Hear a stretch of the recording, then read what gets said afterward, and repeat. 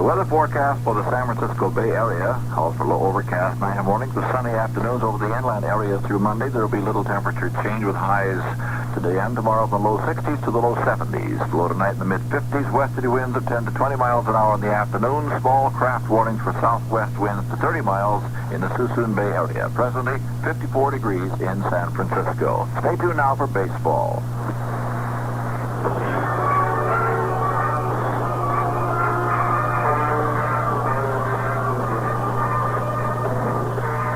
Play ball with the Oakland A's. Another major sports presentation from Atlantic Crisfield Company, makers of the big mileage maker gasoline. And your 21 Bay Area high trading Pontiacers who invite you to break away in a wide track Pontiac.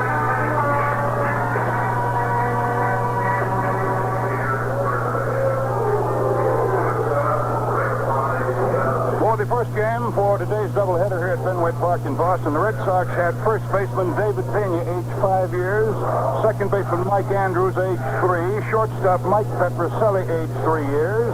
Dick Schofield played third base. He's only 6 years old. Left field was Mike Yastrzemski, the 8-year-old son of you-know-who. And center field, Mark Williams, 4 years old.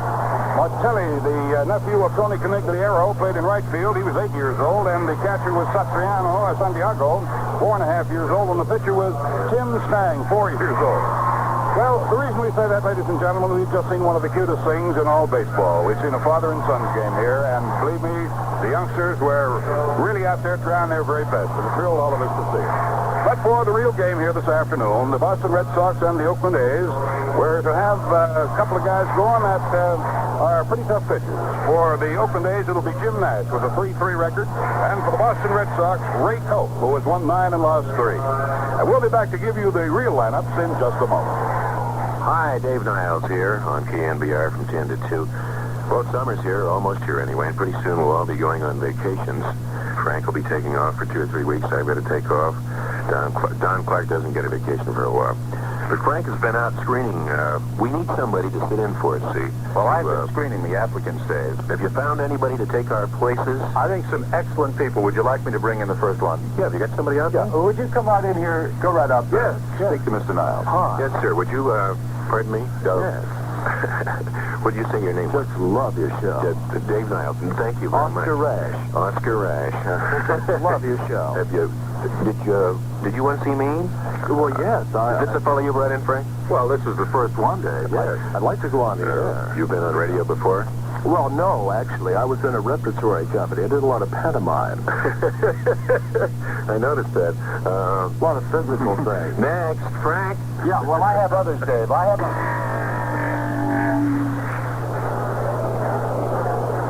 After a threatening morning filled with intermittent sprinkles of rain, it's turned out to be a beautiful day here at Fenway Park in Boston. Hi, everybody. Al Helfer here along with Monty Moore. And we're getting ready to bring you the play-by-play action of the ball game between the Oakland A's and the homestanding Boston Red Sox. And the boys wearing the Mr. Green and uniform here this afternoon and their white shoes will be very much interested in getting this ball game underway for the simple reason that they have twice beaten the Red Sox here on their home ground, and they'd like to make this another win and sweep the series. As a matter of fact, the Oakland A's are riding by 1 percentage point in first place in the Western Division of the American League. And backing up Jim Nash today for the Oakland A's, this will be the starting lineup. Leading off will be Cappy Campaneris, and boy, he really has been rifling that ball. Running the bases and looks like the Cappy of old, and he's really been playing real fine ball. Campaneris leads off. He'll be at shortstop. Hitting in the number 2 position will be young Joe Rudi. He'll be in left field today. Hitting number 3 will be Reggie Jackson, and what a show Reggie Jackson put on here yesterday. Reggie Jackson, both defensively and offensively, really had this day yesterday his very own day. He'll be batting number 3, playing in right field. Hitting number 4, Captain Sal Bando at third base.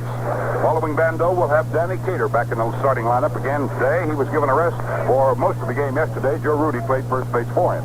But Cater's back in the lineup, batting number 5. Hitting in the number 6 position, Rick Mundy. He'll be in center field. Hitting number 7 will be second baseman Dick Green. Hitting 8, the brand new face on the ball club, Larry Haney, late of the Seattle Pilots. He'll be making his first start for the Oakland A's, and we'll be telling you more about him as the afternoon wears on. Big Jim Nash with a 3-3 record will be on the mound. This is his 10th start of the year and the second against Boston. He worked 7 1/3 innings on May the 13th, but he did not figure in the eventual 5-4 Oakland win. Last year, he was 1-1 with the Red Sox, and he has a lifetime record of 4-3 with Boston. For the Boston Red Sox, they have gone back to their regular lineup. After all, they got quite a pasting yesterday, 21-7, and the Oakland A's really will hang that one up on the board and talk about it all over the winter months. Schofield will lead off for Boston. He'll be the second baseman. Dick Schofield, he will be at second base. Jones, who played second base yesterday, goes back to his position at first base. He'll be batting in the number 2 position. Carl Yastrzemski played first base yesterday in Dick Williams' experiment, but he's back in left field today. He'll be batting in the number 3 position. Carl Yastrzemski. Hitting number 4 will be Reggie Smith, who hit a 3-run home run here yesterday. Reggie Smith in center field. He'll be followed by Rico Petrocelli, who had been given a day off yesterday. Petrocelli will be at shortstop. Tony Conigliaro will be in right field. He played left yesterday, but he'll be in right field today. He'll be batting in the number 6 slot. The third baseman will be hitting 7th. That's George Scott. George Scott at third base. Behind the plate will be Russ Gibson. Moses caught yesterday's ball game and was relieved by Thomas. But Gibson will be behind the plate to start this one today. And on the mound will be pitcher Ray Culp. His record is 9-3. This will be his 16th start of the year and the second time against Oakland. He was a 2-1 winner over Chuck Dobson, if you remember, on the 14th of May. Last year, Ray Culp had no decision with the Oakland A's. So it'll be Ray Culp out here this afternoon for the Boston Red Sox as they try to stem their losing tide right now. And the Oakland A's, who have won 5 and have lost but 2 on this road trip, and it has been turning out to be quite a road trip for the Oakland A's because they have found the range as far as the bats are concerned, and the pitching has been good. The Oakland A's will be trying to win their 30th ball game here this afternoon. They have lost 25, and with the Boston Red Sox in the 4 games that have been played, they stand 3 wins and 1 loss. And again, let us repeat that they are in first place. The A's are in first place in the Western Division by just the very scant margin of 1 percentage point. Minnesota has won 20 and lost 26. And Oakland has won 29 and lost 25. So we'll be keeping an eye on the ball game at Minnesota today to see how that goes, because then we'll know who sleeps in first place tonight. The umpire-in-chief for the ball game here will be Stewart behind the plate. Springstead, Denkinger, and Flaherty will be on the bases. It'll be Springstead at first base, Denkinger at second base, and Red Flaherty, who handled that long ball game yesterday behind the plate, will be down at third base. And looking back on yesterday's ball game, I guess just about everything happened in that affair. There's had all Boston talking about it, particularly the sports writers. All the local sheets were talking about it, even to the wee hours of this morning. And they came back to the ballpark this morning and again talking about it. The final score in yesterday's ball game, just in case you did not hear it, was Oakland 21 runs. They had 25 base hits. The A's had 2 errors and stranded 14 men. Now, remember, they scored 21 men and stranded 14, so it was quite a day. The Boston Red Sox had 7 runs, 10 hits, and 6 errors, and they had 6 men left on. Yastrzemski said it was the roughest ball game he had played ever in his major league career, and he said the Oakland A's really did strip them right down to the waist, and that's true, they did. Johnny Odom started yesterday's ball game and went 5 2/3 innings, and our on-deck guest told us, as you probably heard, that the heat had gotten to him, and he had just lost his stuff and just had gotten tired out. Johnny had given up 4 runs and 6 hits before he left the ball game. He had walked 3 and struck out 4. Paul Lindblad came on in his relief and finished out and picked up his 3rd save of the year. And Lindy pitched well, with the exception of giving a home run ball up to the center fielder Reggie Smith. It was a 3-run home run. Lindblad coasted right in for his save and for Johnny Odom's 8th win of the year. Odom's record is now 8-3. And Lindblad, again repeating, had his 3rd save of the year. But they picked on all of the Boston pitchers yesterday. Jarvis started the ball game and pitched 2 1/3 innings, and Stang came on relief in 2 1/3. Landis was in for 2. Roggenberg was in for 1 1/3, and Lyle finished off. But every one of them was touched for something, as you can well imagine that this ball was banged around this park yesterday. Well, we're getting ready to get this one underway, and the Boston Red Sox will be coming out to take their defensive positions on the field in just a moment. Right now, let's pause for station identification. This is the Oakland A's Baseball Network. Good Life is here on KNBR Radio, AM and FM, the big one in San Francisco.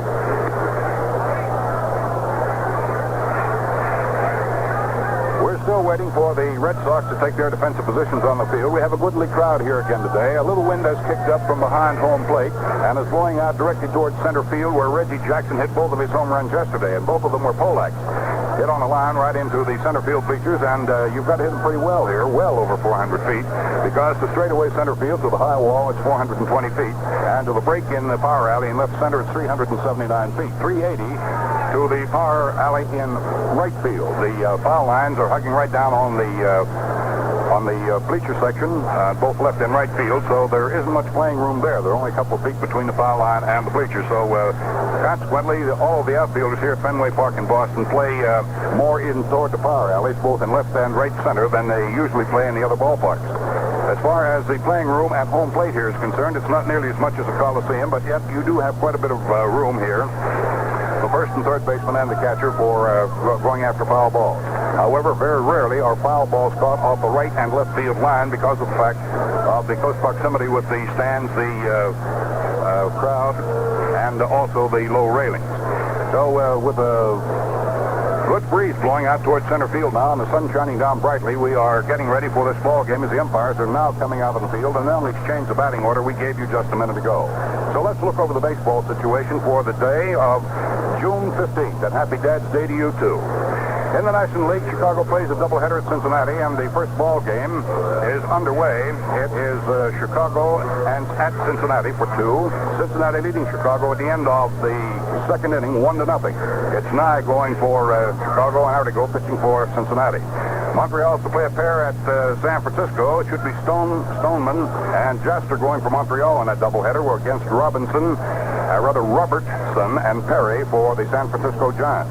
Atlanta playing Pittsburgh. At the end of one inning of play in a single ball game, it's Atlanta 1 and Pittsburgh nothing. It's Reed going for Atlanta with a 5-5 record. For Pittsburgh, it's Blass going with a 6-2 record.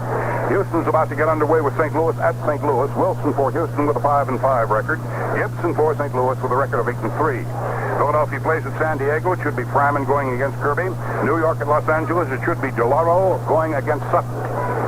Over in the American League, Baltimore plays a pair with Chicago, and that first ball game should be getting underway very shortly. It should be McNally going against Nyman. The second game should be Phoebus against Portland. California and Washington have already begun their ball game down at the nation's capital. At the end of one inning, there's no score.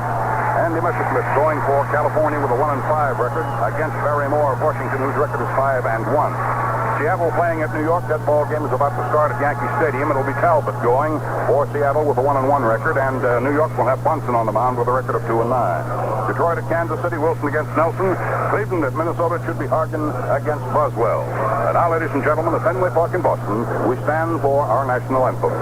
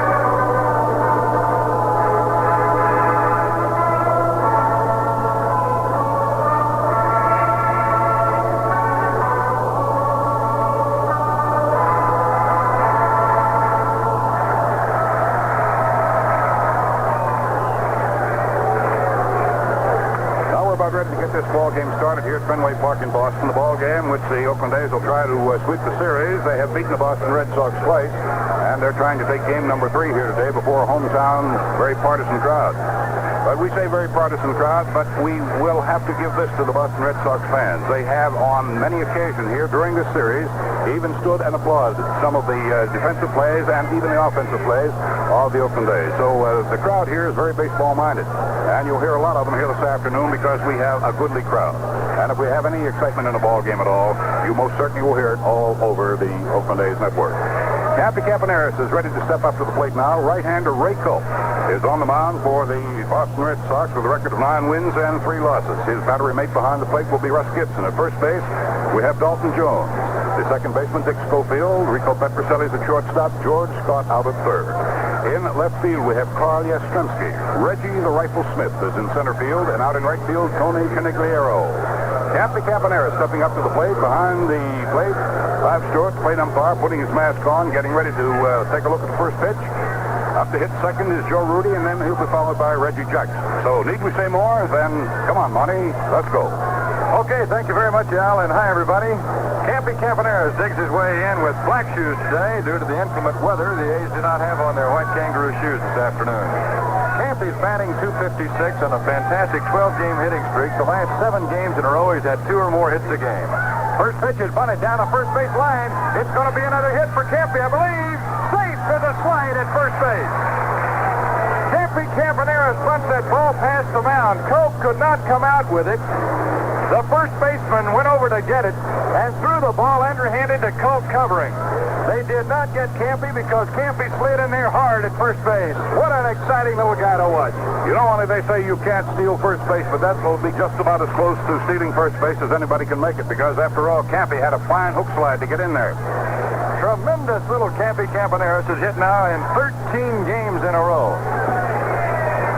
And they better watch him. He has also stolen bases now. Let's see, he has stolen 7 bases in his last 5 ball games. He has 25 steals for the year. He's playing here today with a real bad crick in his neck. He's been taking extra heat treatments on it. Left the game early yesterday, as a matter of fact. All right, Campy off at first base with Joe Rudi batting .182 standing in. Campy draws a throw from Ray Culp. That's a tough base hit, but Campy got it. He bunted it past the mound, wanted the first baseman to have to field it, and he did. And he felt that he could beat the pitcher over there, and he did that. Culp to the stretch. He's holding a long time. Here's a pitch. Rudi takes inside and a half for a ball. Oh, the A's starting right where they left off yesterday. 25 base hits they powdered around old Fenway Park yesterday. There's a throw back over to first base again, where Dalton Jones, first sucker's holding close to Campaneris. Ray Culp has had a fantastic record since coming from the National League to the Red Sox. He sets the throw 1-0. Rudi takes the curve in there, call strike. This guy's tough. Culp throws a real good palm ball now. It's an off-speed pitch. He leads the American League in strikeouts. This guy has struck out 91 batters this year. And he's done it mostly with good breaking stuff, setting him up, and then once in a while he'll throw a fastball by him. So he's got 91 Ks. Here's a pitch. Campaneris is going. He's taking inside. Throw down a second. Campy seals another one. Beep, beep. Number 26 for the Roadrunner.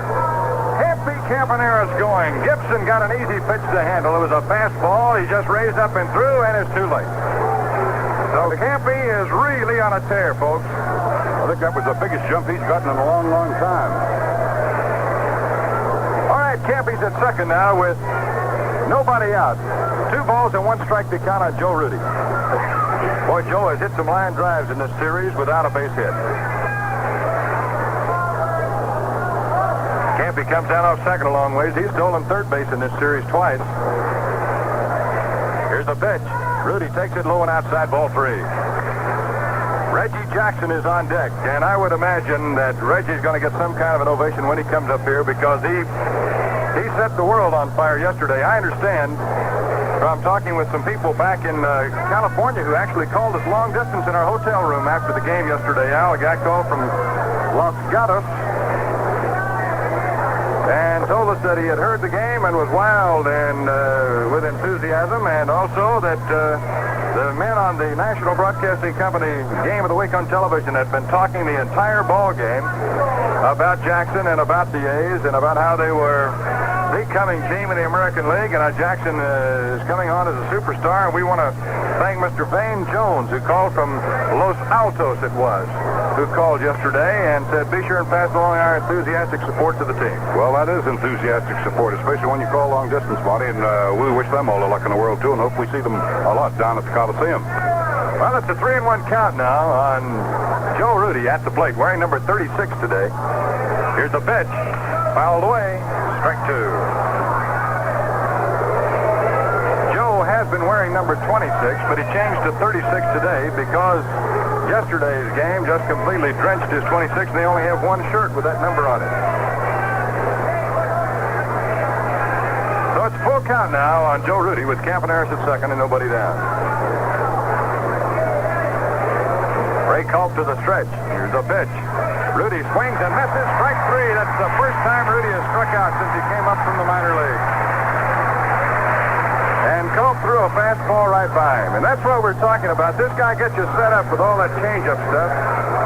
And then, boom, he bats one right by you on the inside. Here's Jackson with first base open. You think they'll pitch to him or not? Listen to the crowd roar here. Jackson now has 22 home runs. 45 runs batted in, and he's hitting .266 for average. They're not going to walk him intentionally, that's for sure.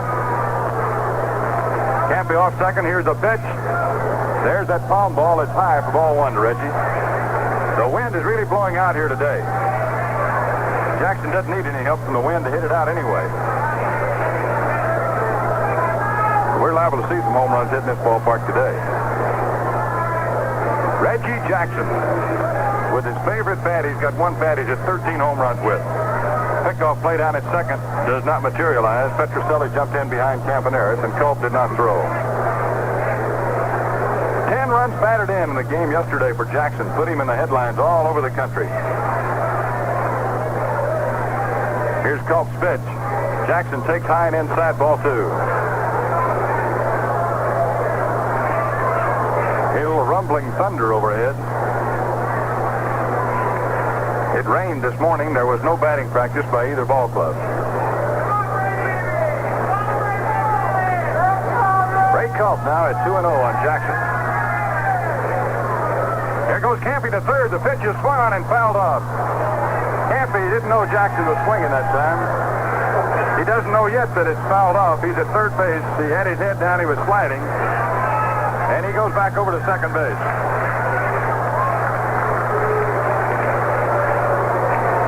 Campy got a big jump off second base, and he would have had that one made. Slow curveball, but with a count of 2 balls to no strikes on a guy like Jackson, he's got to swing it. Anything that he likes. That's a home run hitter's delight, that 2-0. Now Campy is called for time just a second as he gets back in at second base very slowly. Touches the bag, looks around to see where the outfielders are, and they are barely in the park. Culp now 2-1. Pitches to Jackson. There's a high foul toss out of play. It's going to be back in the crowd. Ooh, Reggie had a cut at that one. Count goes to 2 balls, 2 strikes on Jackson. Sal Bando is on deck. Culp is a 9-game winner. He's trying to become the American League's first 10-game winner today. Mel Stottlemyre missed on his attempt Friday night to win his 10th. We're in the first inning at fabled old Fenway Park. Here's a pitch. Inside to Reggie, ball 3. Culp really tried to keep that ball in on him, and he's pitching Reggie a lot differently than all the other pitchers have. They've been pitching him out, away, and across the plate, and Jackson has convinced him that that may not be the way to do it. So it's full count to Reggie with Campaneris at second and a big lead. Petro behind him. Here's a pitch. Jackson takes call. No, he swung and missed. Strike 3. Well, Ray Culp starting off right where he left off against the A's the last time he beat them. He struck out 11 or 12 in that ball game, and he has struck out 2 men now after Campaneris singled and stole second. Reggie started to swing at that off-speed pitch and didn't. He didn't think, but the umpire said he went around on it. I believe it was over the plate anyway. Now here is Sal Bando. Sal's batting .268. He had 1 for 5 yesterday. Take a base hit now to drive in Campaneris. Here's the pitch. Inside and high, ball 1. Culp has got real good control, and he controls every pitch he's got. He's made some dandies pitching to Rudi and Jackson, 2 men who've been hot with that bat. 1 ball and no strikes to Sal. Campy's on his way to third again. A throw down there. He slides. He makes it. Campaneris steals another one. That's number 27 in the stolen base column for Campaneris. Fans, you got to come out and see this little guy. The A's will be home Friday night against the Twins at the Coliseum. And he is putting on a show. Now, that's a pretty good gamble right there, and he wouldn't have taken it if he hadn't have thought he could beat them.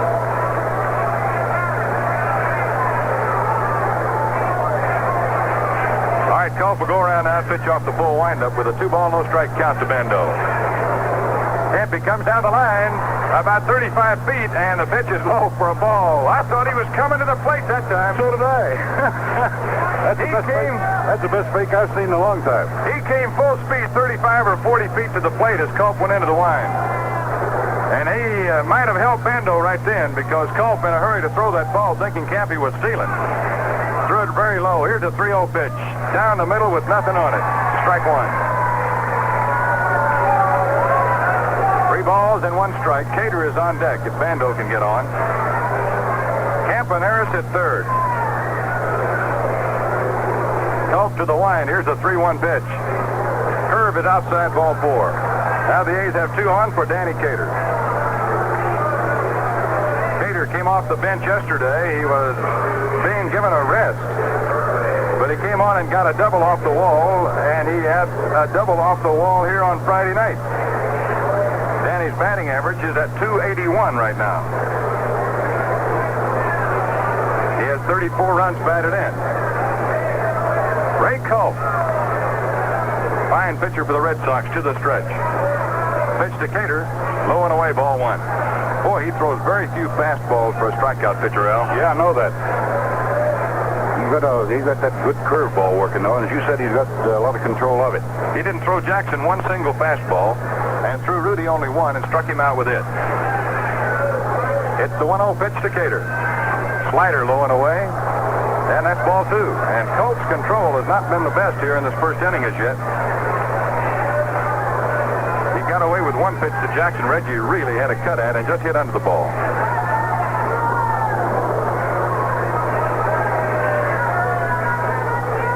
Campaneris at third, Bando at first. We're in the top half of the first inning, 2 down.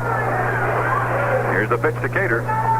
Slider called strike on the outside corner. He continues to throw the breaking ball when he's behind even. Sure, Danny was up there looking for a fastball right then and wanted to make sure that he got a good one with the count 2-0. But instead it was a breaking ball, so he took it. Culp turns around off the stretch. Here's the pitch. That ball hits the bat on Cater's shoulder. Foul strike 2, and that ball was right up around his head. He ducked out of the way of it and couldn't get the bat out of the way. Now, that's going to make a big difference. The count is 2-2 instead of 3-1, which it would have been. Matter of fact, I think Cater was lucky he didn't get hit with that pitch. Right on the end of the chin, too. Culp threw one of his infrequent fastballs and had Danny leaning and almost busted him right in the chin with it.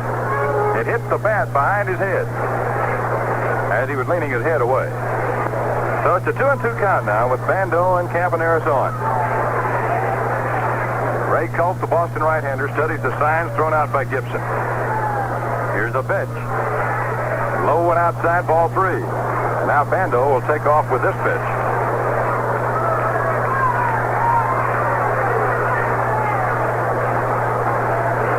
Culp pitching very cautiously here in this first inning. Striking out Rudi and Jackson, walking Bando, now has gone to a full count on Cater. Sal gets ready to leave at first.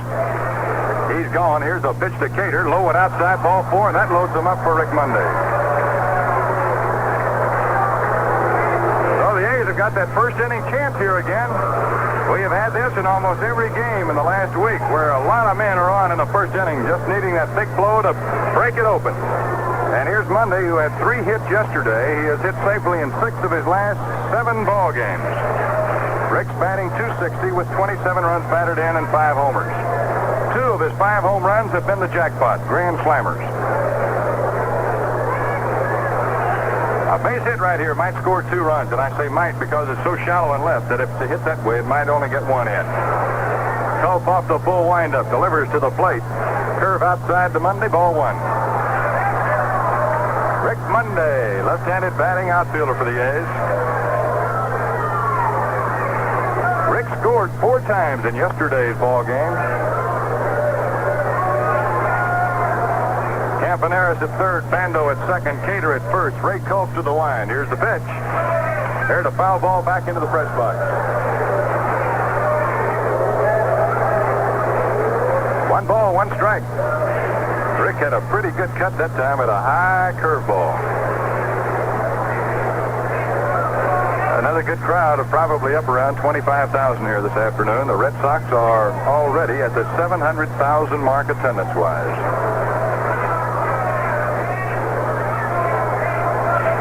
Culp pitches again to Monday.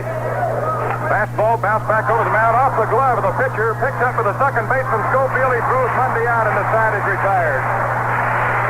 A very lucky break for Ray Culp that time. Monday bounced one over the mound. He just got his glove on it enough to slow it up for Schofield. So the A's again lose a big opportunity in the first inning to crack one wide open. No runs, 1 hit, 3 runners left on after a half inning. The A's nothing, Red Sox coming to bat.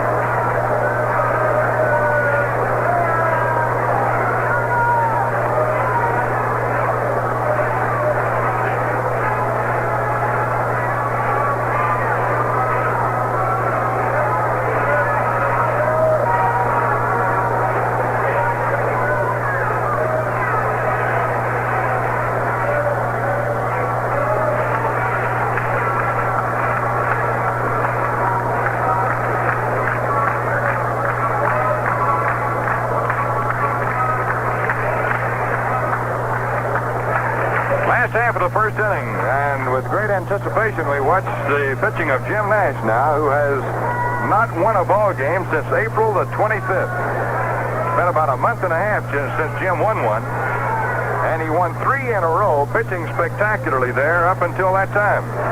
After his first start of the year, he lost the Chicago White Sox 3-0, no pitching, a 5-hitter. He then won 3-0 over Kansas City and 5-1 over Kansas City and 14-2 over Seattle, allowing only 3 runs in 27 innings. Then Jim came up with a little bit of a sore arm and has not won and has had that arm problems. He has pitched only 2/3 of an inning in the last 3 weeks. And that was against Baltimore. He gave up 2 home runs in that one. So Jim Nash is on the mound to pitch to Dick Schofield. Switch hitting second baseman for Boston with an average of .351. He's having quite a year. A pitch from Jumbo is high and outside, ball 1. Larry Haney behind the plate for the A's today for his first catching assignment in an A's uniform. He's a man the A's just acquired in a trade with the Seattle Pilots for John Donaldson. Several pitchers on that Baltimore staff have told us in the past that Larry Haney is one of the best catchers they've ever thrown to. There's pitch. It's just outside for a ball. Nash complaining to Bob Stewart's plate umpire on that one. So the count is 2 balls and no strikes. Hank Bauer had Larry Haney over at Baltimore, and I recall when Haney went as the number 2 man in the expansion draft, the second man picked by Seattle. Everybody was surprised that Baltimore would let him go. Here's a 2-0 pitch. That's down the middle. A call strike, 2-1 now.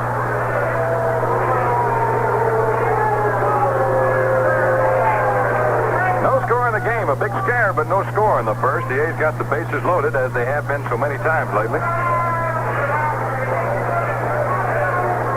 Schofield batting left-handed. Gets ready. Here comes the 2-1 pitch. Burned in there for a call, strike 2. That's Schofield almost 1-1 for the Red Sox here on Friday night. Joe Rudi made an incredible catch going to his right towards the foul line off a left-hander's bat and backhanded the ball that would have scored 2 runs had it gone through and would have set up a bigger inning. Nash winds, throws 2-2 to Schofield. Fastball, strike 3 called, and Schofield is out, hit it back to the dugout with his nose in the air. He's standing at home plate now, coming back from the dugout, yelling at Bob Stewart. He's acting as if he's not even hearing him.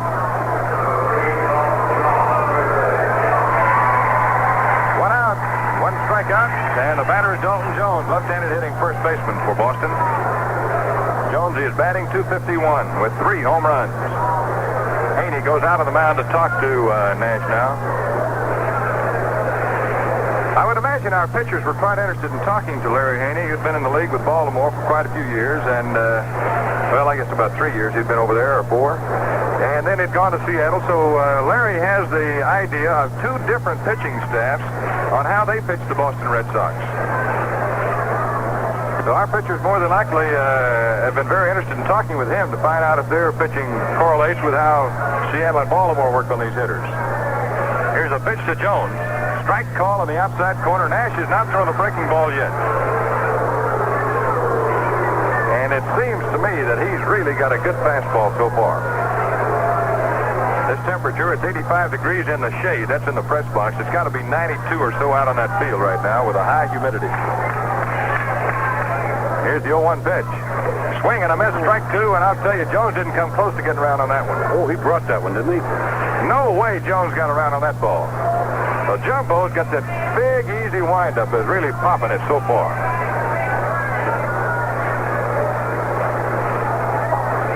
No balls, 2 strikes. 2 different types of pitchers altogether in Culp and Nash. Jim shaking off Haney. Now, Haney goes out to the mound to talk to Nash again. See, this is the first time that Larry has caught Jim. And it's going to take a while for these catchers to get together with these pitchers. It's not the easiest assignment in the world for a new catcher to come onto a ball club and catch on to the patterns that the pitchers have created themselves. No balls, 2 strikes. There's 1 out in the first. Here's the pitch. There's a curveball hit on the ground to Bando. He goes to his right, picks it up, throws Decatur in time, and he got his man. So Jumbo had wanted to throw a curveball that time, apparently, and did, and got his man. Now here's Carl Yastrzemski, the king of the Red Sox, who hit 2 home runs here yesterday. Now has 17 for the season. Yastrzemski has 45 runs batted in. This guy had a great day yesterday himself, but it was completely hidden by the feat that Reggie Jackson accomplished. Show you the kind of player Yastrzemski is. Though he had a great day with 4 hits, including 2 homers, he was saying what a disgraceful day it was to be beaten as a team like that yesterday. Fastball swung on and missed, strike 1. And Carl doesn't get cheated on his swings. He really takes one. Besides knocking in 45 runs, Yastrzemski has scored 39 this year. Left-handed batter, Triple Crown winner year before last, the batting leader last year in the American League. Jumbo Jim winds and fires 0-1. Curve is a little low. It's 1-1 now. In the doubleheader tomorrow in Kansas City, it'll be Catfish Hunter and George Lazarick for the Oakland A's. We don't know who will pitch for Kansas City as yet.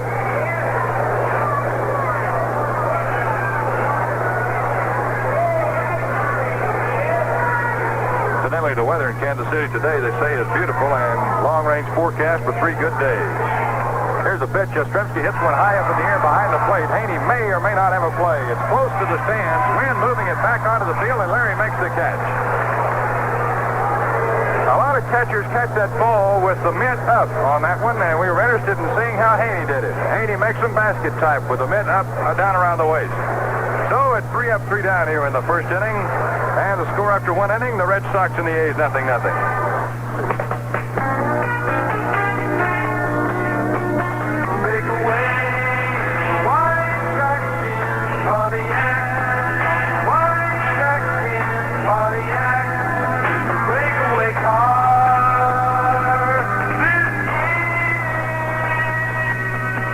Shopping for a new car and like the looks of a Pontiac Catalina.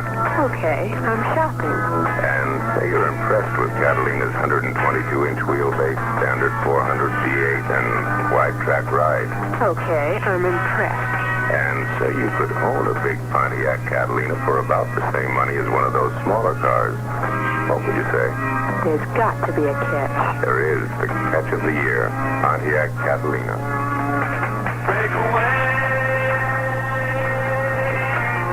Pontiac Catalina for about the same money as one of those smaller cars? That's right, the catch of the year, Catalina, waiting for you now at the High Trading Pontiacers. Let's pause here for station identification. This is the Oakland A's Baseball Network. This is the place, KNBR Radio 68, AM and FM in San Francisco. Dick Green leads off, and the first pitch to him from Ray Culp is a slow, tantalizing curveball right in there for a strike. Greeny had 3 hits yesterday in this ball game and 3 runs batted in. He's now hitting .267 for the year. Fastball hit up into the air right behind the plate. The catcher, Gibson, coming back in front of the stands and can't get it. That ball didn't go in the seats either. Gibson just made a rather bad move behind the plate that time. He turned the wrong way. The umpire was standing his ground, and the umpire won't make a move until the catcher makes his move. That's the first thing that has to happen. You might wonder sometimes how those guys avoid collisions more often. The umpire will stand there behind the plate on a pop-up and let the catcher make the first move, and then he breaks the other way. Well, Gibson broke the wrong way. Here's the 0-2 pitch to Green. Fastball fouled off, and Greeny had a good cut. Dick Green had a home run taken away from him here yesterday. He hit it right over the railing and the Boston bullpen. Joe LaHood made a leaping grab of the ball. It was caught so deep, and he fell down that Cater scored from second on a sacrifice fly. Curveball to Green is high. It's 1-2 now.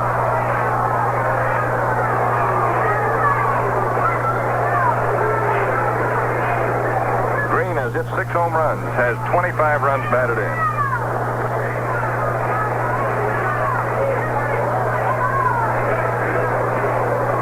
Now Culp gets set. Here's the pitch.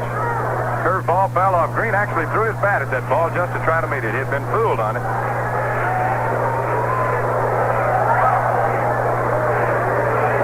Boy, Culp is the best pitcher I know of right now in the American League as far as keeping batters off stride. You just don't know what kind of a speed that ball's coming up there with. He's changing speeds constantly. And then he's got that good fastball, which you must respect. So it's 1-2 on Greeny. Here's the pitch. It's outside with a slider. 2-2.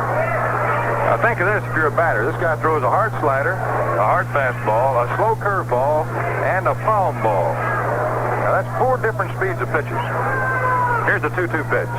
Fastball, Green hits it high in the air to left field. I don't know if that one's deep enough or not. Yastrzemski's right at the wall, holding up, coming in now in one-handed. Green just missed the Green Monster out there in left field by about 3 feet. Yastrzemski had his back to the wall when he caught that one. So there's 1 out in the second inning. Here is Larry Haney for the Oakland A's. While playing with Seattle, Larry accumulated a batting average of .254. He had hit 2 home runs for Seattle. He's a right-hand batter. The pitch to him is a called strike, fastball right through there.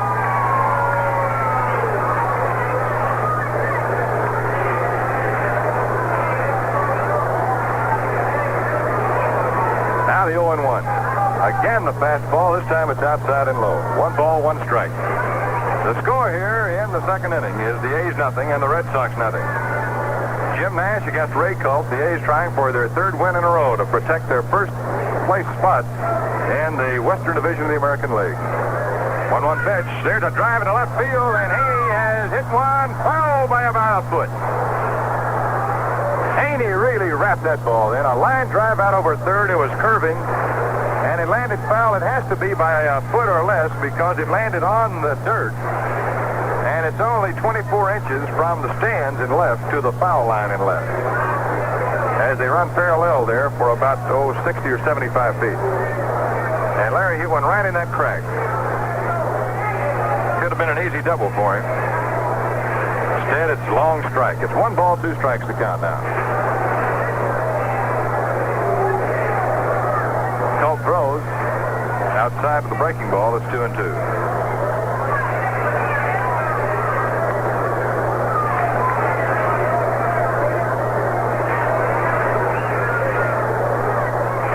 Wearing number 12. Pitch. Swinging. Strike 3. Got him on a fastball. strikeout king of the American League so far this year. Has got 94 now, including 3 today. And here's Jim Nash with 2 out in the second inning.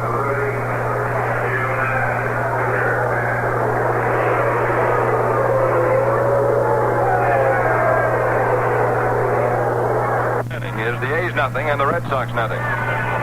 Jim Nash against Ray Culp. The A's trying for their 3rd win in a row to protect their first place spot in the Western Division of the American League. 1-1 pitch. There's a drive in the left field, and Haney has hit one foul by about a foot. Haney really wrapped that ball in. A line drive out over third. It was curving, and it landed foul. It has to be by a foot or less because it landed on the dirt. And it's only 24 inches from the stands in left to the foul line in left. As they run parallel there for about, 60 or 75 feet. And Larry hit one right in that crack. Could have been an easy double for him. Instead, it's a long strike. It's 1 ball, 2 strikes to count now. Culp throws. Outside of the breaking ball, it's 2-2.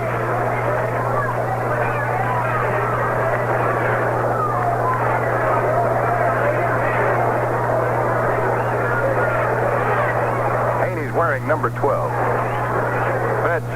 Swinging. Strike 3. Got him on a fastball. So Ray Culp, strikeout king of the American League so far this year, has got 94 now, including 3 today. And here's Jim Nash with 2 out in the second inning.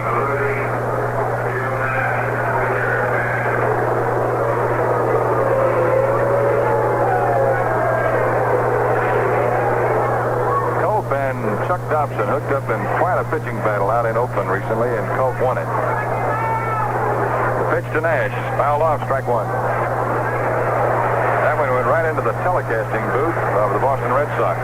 Didn't miss that camera by much either, Monty.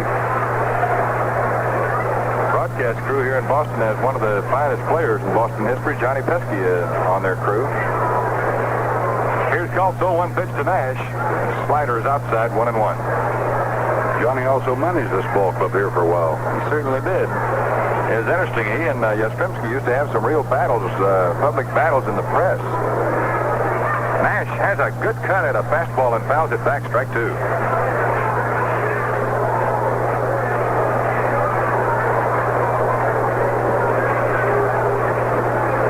One ball, 2 strikes. Culp throws to Nash. Curveball, it's fouled off.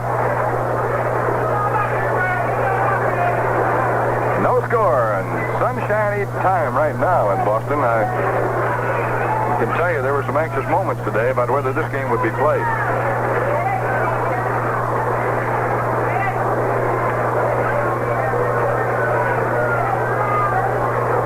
Culp's pitch to Nash, way outside, ball 2.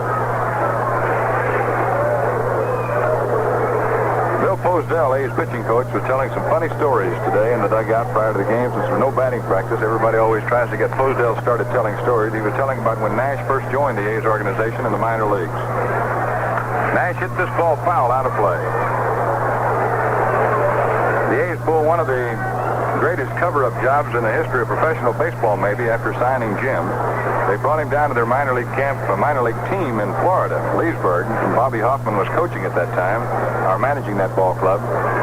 And they wouldn't let Nash suit up for the ball games. They were trying to hide him because you could lose a man in the first-year draft. Here's a pitch. Nash swings and misses, strike 3, and that retires the side. All right, Culp has struck out 4 A's batters already in this game, and after an inning and a half, it's 0-0. Hello, everybody. This is Frank Dill, and welcome to another in our series of programs called Meet the KNBR Disc Jockey. Unfortunately, we have received some comments from people who feel that I've done entirely too much talking during these interviews and that I haven't been giving our interview guests a chance to say enough. So I've asked Dave Niles to come in. And, Dave, would you mind interviewing Don Clark? Not at all, Frank. He's our afternoon man, you know. Yeah, I heard that. From 2 to 6, Dave. Well, I'd kind of like to talk to him. Would you do the interview tonight? See, the problem is, Dave, that we've had a lot of people call the station. They must have said some funny things. Well, you know, and they're complaining, you see, that I don't give the the guest a chance to say it. Well, I think we ought to put understand it. I think, wait a minute, John, we're going to get And to so you. I was wondering, Dave, if on the next program, because we're all out of time, you could conduct the interview. We're out of time, folks.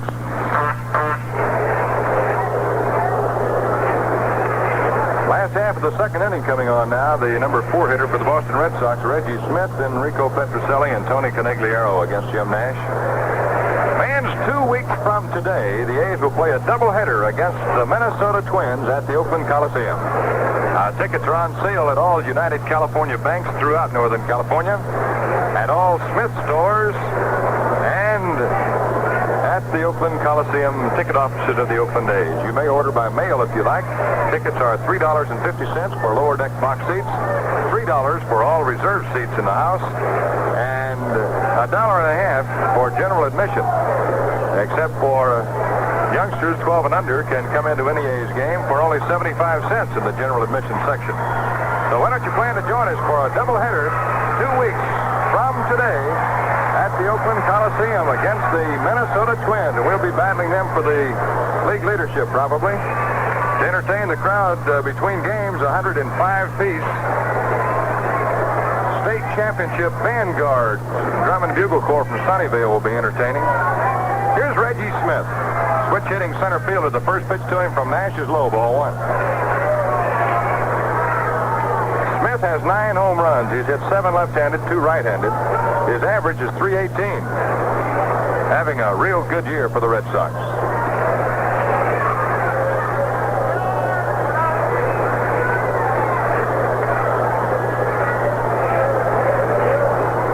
One ball and no strikes.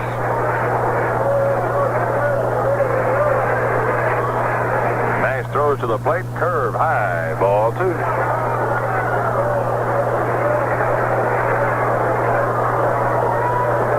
Smith backs out and Nash for the pine tar rag to be thrown to him.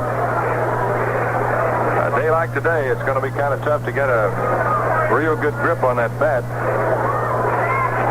These guys will be perspiring. Their hands and arms will be wet all day. 2-0 count on Reggie. Jumbo throws a fastball through there like a rocket. Strike 1. I don't know how long Jim can keep this pace up throwing the ball that hard, but so far today, he is really throwing it.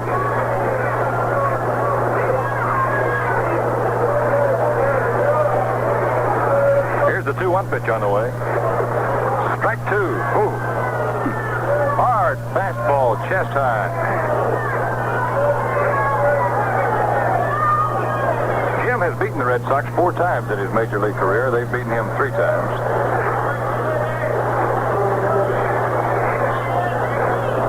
Count goes to 2-2 on the Red Sox leadoff man here in the second inning. And he puts that mitt up for the target. Here's a pitch. Change-up curveball. Misses the outside. It's ball 3.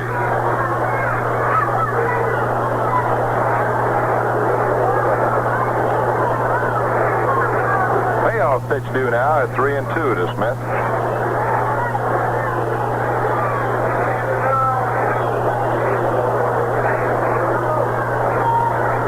Comes. Fastball hit on the ground toward Danny Cater. Good backhanded pickup by Danny. He throws to Jumbo covering first for the out. The ball took a bad hop on Cater. He couldn't decide whether to come in on it or go back, and he finally decided to go back because the ball was to him. And he backhanded it off to his right. He's got a good glove over there at first base. Here's Rico Petrocelli, who has had to stand by and watch his American League home run leadership evaporate in the presence of Reggie Jackson in the series. But Rico's got 20 home runs, 39 runs batted in, and he's hitting .328 for average. So this guy is having a tremendous year. He's a right-handed batter, not really too big like you would expect a home run man to be. The pitch from Nash High, ball one.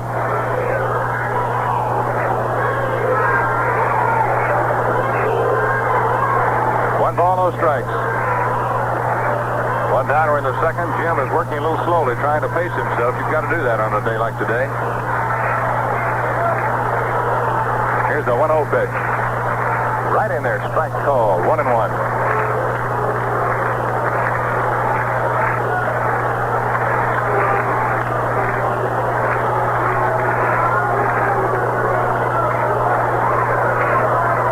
Had a complete sellout here on Friday night.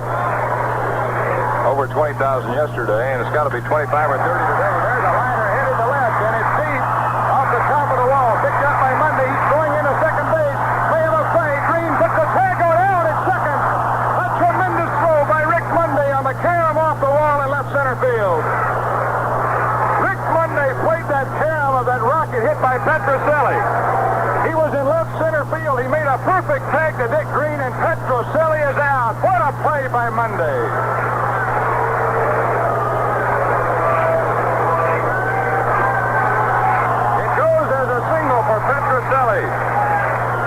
And that's where the Boston wall hurt. I believe in most other parts in the league, that would have been a home run. Now here's Tony Conigliaro against Nash. The let-up is low, ball one. A lot of times the real line drives hit in this ballpark become disappointing singles or doubles. So that wall out there, I think, just makes the greatest game there is out of it. You can get a cheap home run or a hard out. Here's a pitch. Swing and a miss by Conigliaro. For a strike, it's 1-1.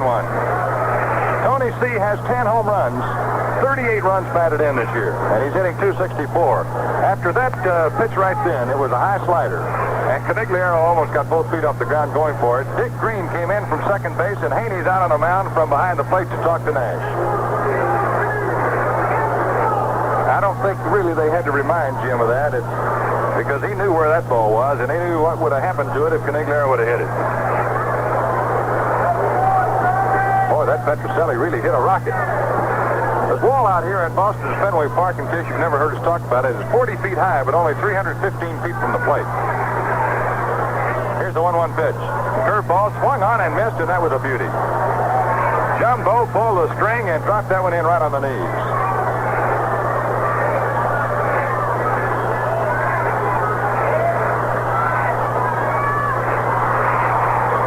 A left-handed thrower really uncorked a beauty to Green at second, and it really wasn't very close down there.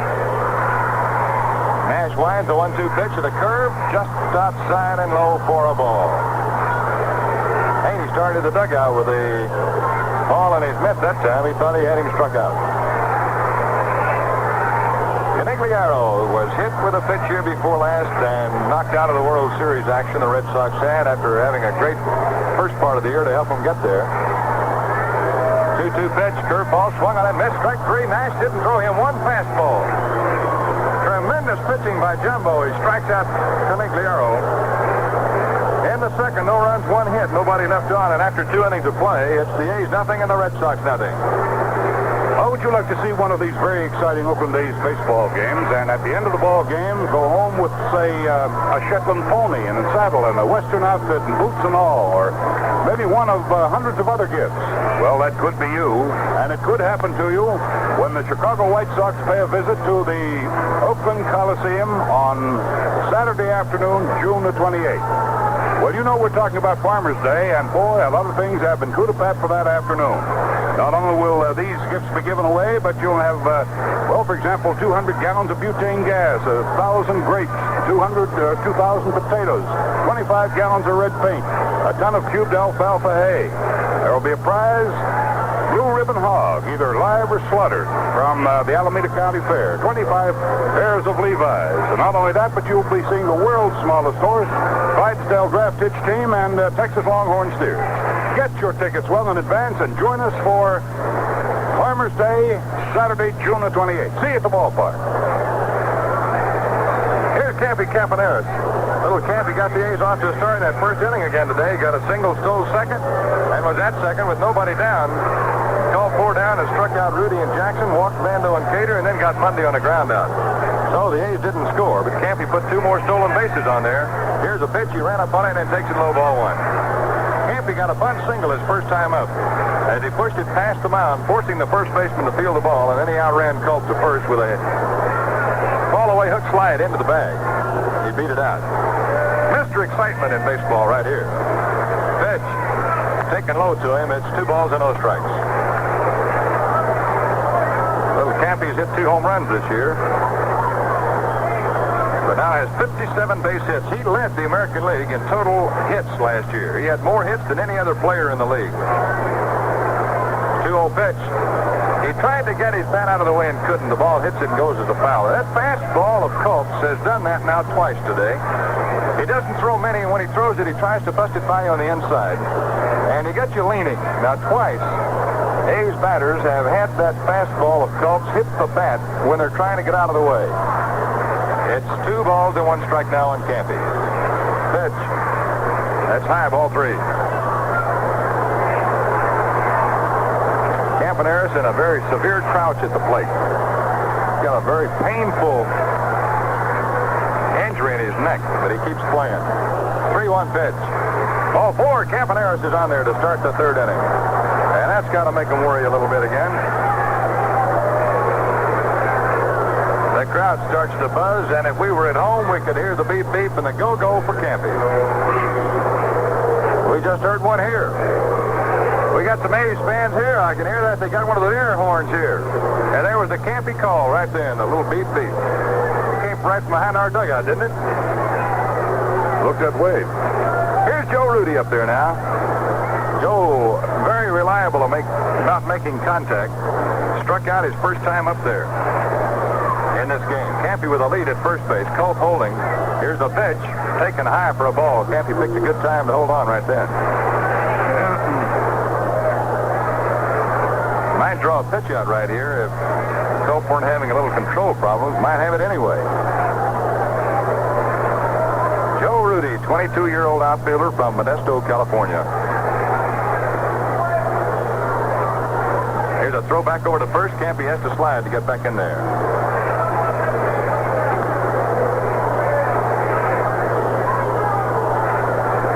So the guy has stolen 9 bases now in the last 5 ball games. Huge lead he's got at first. Draws a throw again and beats the tag with a slide. Culp's going to try to tire him out, apparently. Count 1-0 on Joe Rudi. Culp really holding a long time. There goes Campy. The pitch is swung on and popped foul behind the plate. Wind is holding that ball up, and Gibson makes the catch. Rudi is out, number 1. Campaneris had faked the start and held on. The wind is blowing very hard here, right straight out towards the outfield. And those balls that come back up in the air behind the plate will always go back towards the field anyway without wind. But with the wind today, that ball was blown from over the top of the press box right down onto the playing field, and Gibson made the catch. Now here's Reggie Jackson. Jackson struck out his first time up in this game. Here's the pitch. Taken high and inside, and Culp is pitching inside on him all afternoon. Jackson's run batted in day. Second biggest in the history of the American League. Only Tony Lazzeri, who knocked in 11 runs in one game, has ever had more RBIs in a game than Jackson did.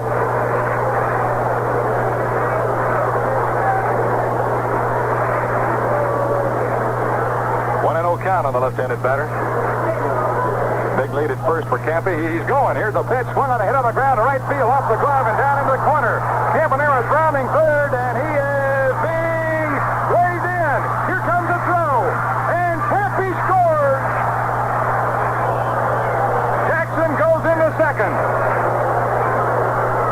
The Roadrunner scores all the way from first base on a liner into short right field. Tony Conigliaro came on. Johnny McNamara, the third base coach, stayed with Campy all the way that time and kept watching the outfield to see when the ball was going to be picked up. He finally saw Conigliaro pick it up and never did slow down Campaneris. When Johnny finally gave Campy that wave, he was, I'd say, no more than, 25 feet away from the plate. McNamara had run down the line to help Campy as long as he could.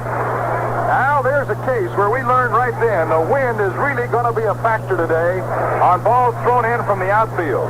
It's going to really take something to throw a guy out at the plate because the wind is blowing that way. This is true, and you'll find that is going to also hinder, perhaps in some cases, and maybe even help the play on the infield, to throw to the infield, too. Reggie Jackson goes to second. He gets a single, a run batted in on some tremendous base running by Campaneris. Reggie hit that ball through the right side of the infield. It just hit the glove of the first baseman to slow it down. Now the A's lead 1-0. Here's Captain Sal Bando. Jackson at second. Culp pitches. Bando hits one high in the air to left field. That one is pretty deep. Right back at the wall. Yastrzemski holding up. He's got it. Jackson all the way down the third. They're going to double him up. He's out at second base. Reggie Jackson pulled a bonehead right then. I don't know what in the world happened.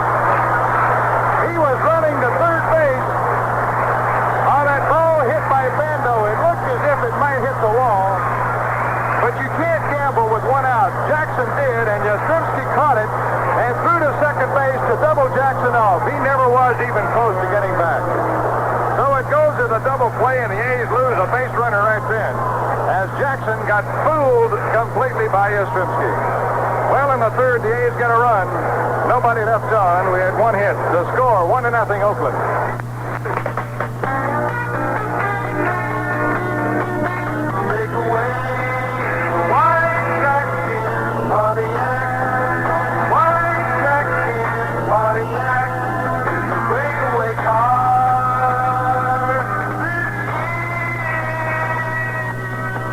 You know you can stick to a budget and still have a great car to show for it. Like what? Like a Pontiac Custom S for less than $2,800. Less than $2,800? Less than $2,800. And that includes a lot more than great styling, like America's strongest overhead cam engine, vinyl interiors, plush carpeting, as well as that famous wide track ride. I'm impressed. With what? The beauty and the bargain. Break away.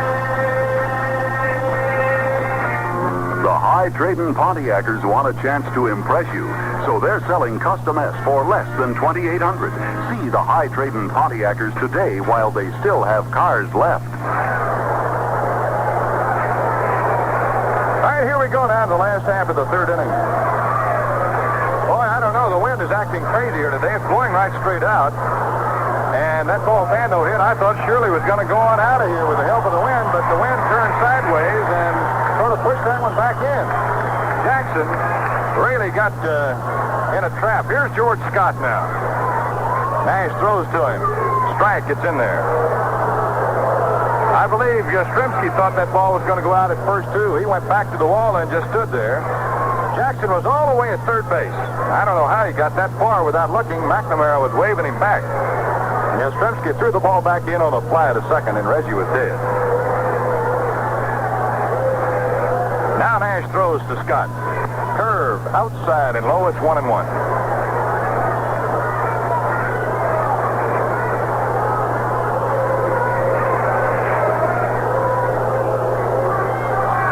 One ball, one strike.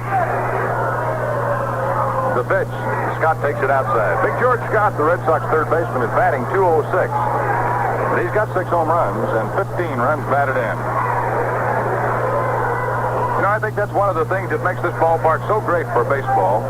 You always got that wall to contend with out there. You got the jagged edges in the outfield, the curved right field corner, the low stands, and the people right close to you. And the base runners always wondering on a fly ball to left if it's going to hit the wall or not.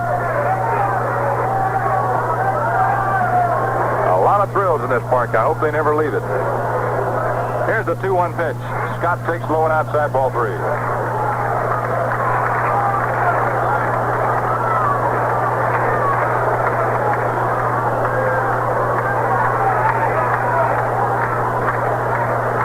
Jim Nash looks into Larry Haney, gets his sign. Comes a 3-1 pitch. Swing and a miss, strike two. Now, that ball Jackson hit into right field. Campaneris was going. He was running on the play. They don't put on a hit-and-run play with Jackson at the plate and Campaneris on. Campy just picked that time to run. Jackson got a pitch he liked and managed to hit it through there. And because Campy was running, they were able to score on a single from first base. Here's a 3-2 pitch. Strike three, swinging. Nash buzzed one by him. That's 3 strikeouts for Jumbo here this afternoon. Now here's Russ Gibson, the Boston catcher.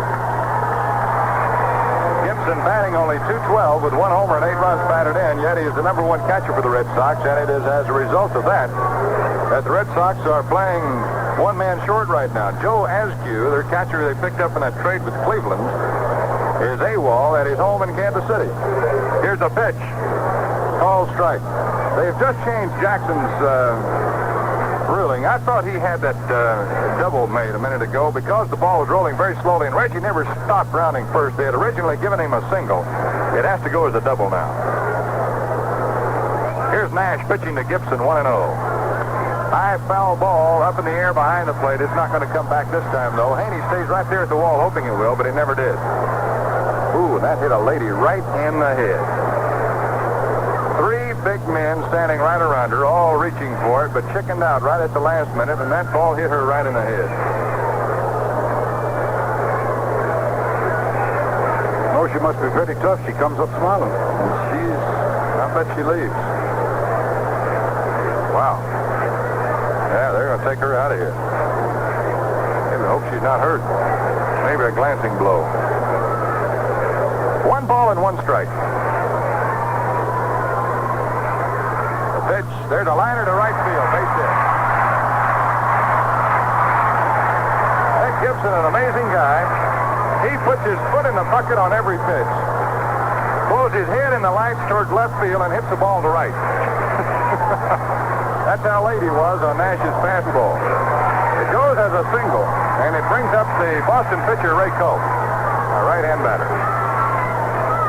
I tell you a little secret about being a fan at a ball game. On foul balls up in the air, keep your eye on them all the way.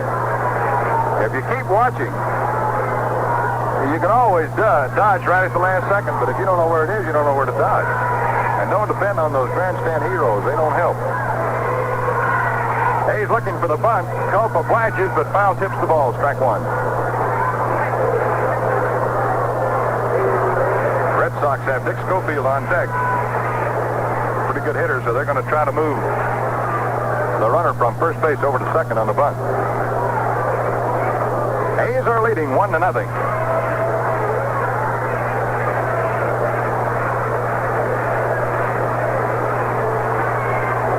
Sunshine pops out again here. Culp cocks that bat at the plate. Nash gets ready. Culp squares around, fakes the bunt, and takes it low. He had then gone back to swing, but it wasn't in there. 1 ball, 1 strike.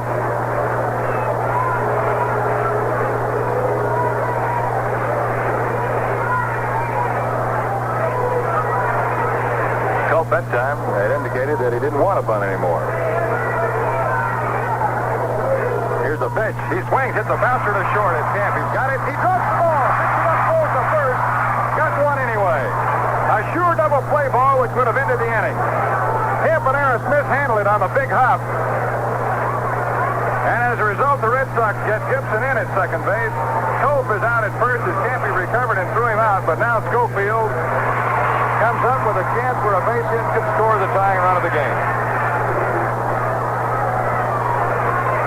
That was going to be as easy a double play as you could ever manufacture. A head-high hopper to Campy, and he just got in a little hurry to get it out of the glove and dropped it. Made a fine recovery just to get one. Now here's Schofield. He was out on strikes his first time up, but he's been the hottest hitter the Red Sox have had the last 2 weeks. Really chokes up on that bat. Here's the pitch to him. Swing and a miss, strike 1. Nash is not throwing him any breaking stuff. He's Powder River in that ball. Run on through there.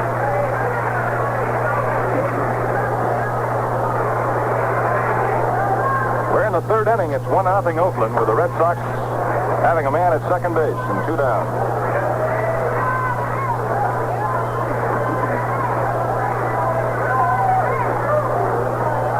Schofield uses a pretty big bat for a little guy, but he's well up on the handle. Curveball. That one just misses the outside corner, 1-1. So Jim did throw him a breaking pitch. Changed the pace there a little bit on him. He had been throwing nothing but fireballs so far.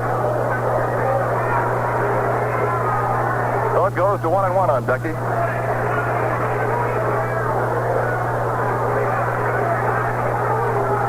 Here's the pitch. Curveball again. It's over the plate, but low. Ball 2.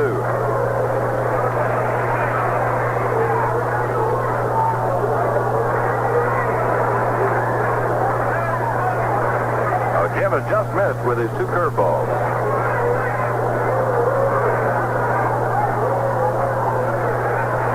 Gibson comes down off second base just a little ways. He is not paying him too much attention. The game is right now at the plate.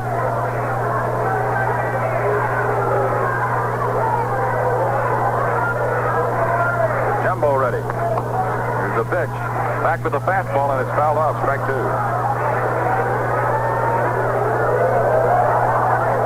2 count with 2 down. 2 weeks from this afternoon, a doubleheader with the Minnesota Twins at the beautiful Oakland Coliseum. Why don't you go by one of your nearby UCB banks or Smith store tomorrow and get tickets? You can get just as good a tickets at any of those places as you can get at the Coliseum due to our fine communication network we have set up all over Northern California. Get the same ticket at any of the banks or Smith stores you can get at the Coliseum. Here's a 2-2 pitch. Fouled off. Schofield hanging in there pretty tough this time with 2 strikes on him.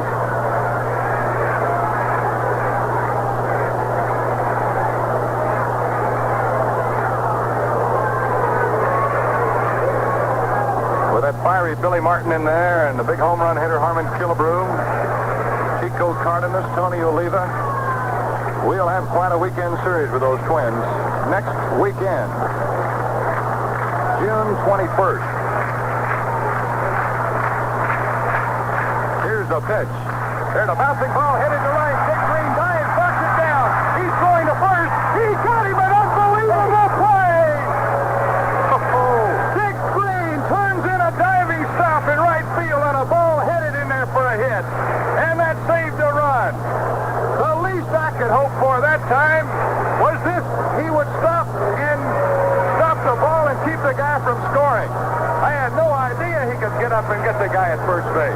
He did it, and the scintillating A's continue to sparkle in defense. Well, 3 innings have come and gone, and the score is still the A's 1 and the Red Sox nothing.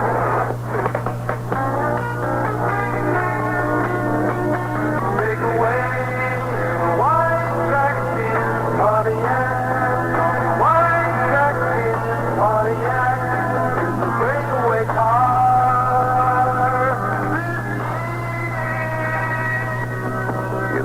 A car doesn't have to look like a bargain to be one. Come again? I said, a car doesn't have to look like a bargain to be one. Now look at Pontiac Le Mans. Great style, America's strongest overhead cam engine, as well as that very special kind of action known as wide tracking, and all at a modest price.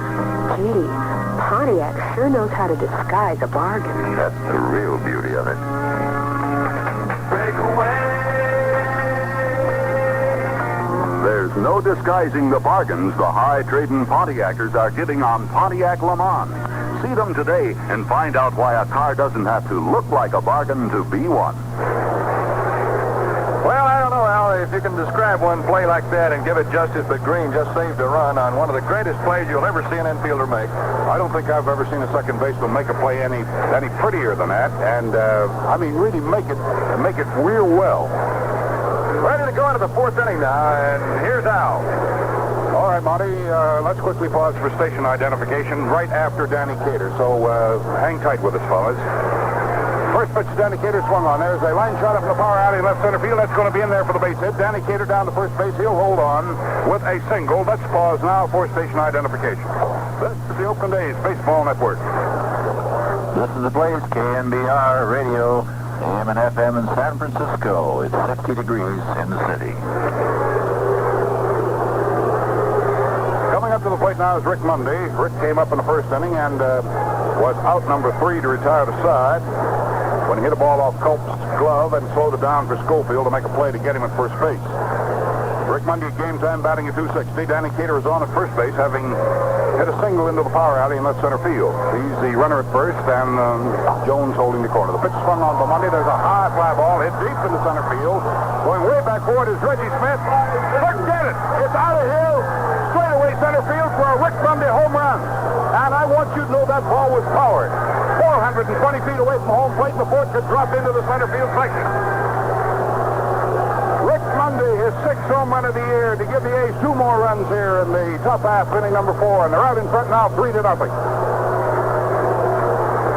Well, the wind helped that one, Monty, but nevertheless, that ball was hit. The only thing, Al, the wind helped it go into the bleachers instead of the bullpen, because that one was going to be a home run when he hit it. It really carried, though.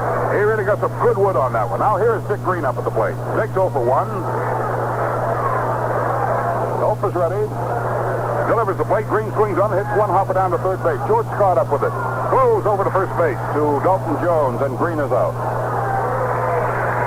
Well, there was no two ways about the fact that Monday had cackled one that time. Now here comes Larry Haney. If there's any doubt about the measurement on that one, Al, that ball landed about 4 feet from where it says 420 feet. There's a sign right where it hit.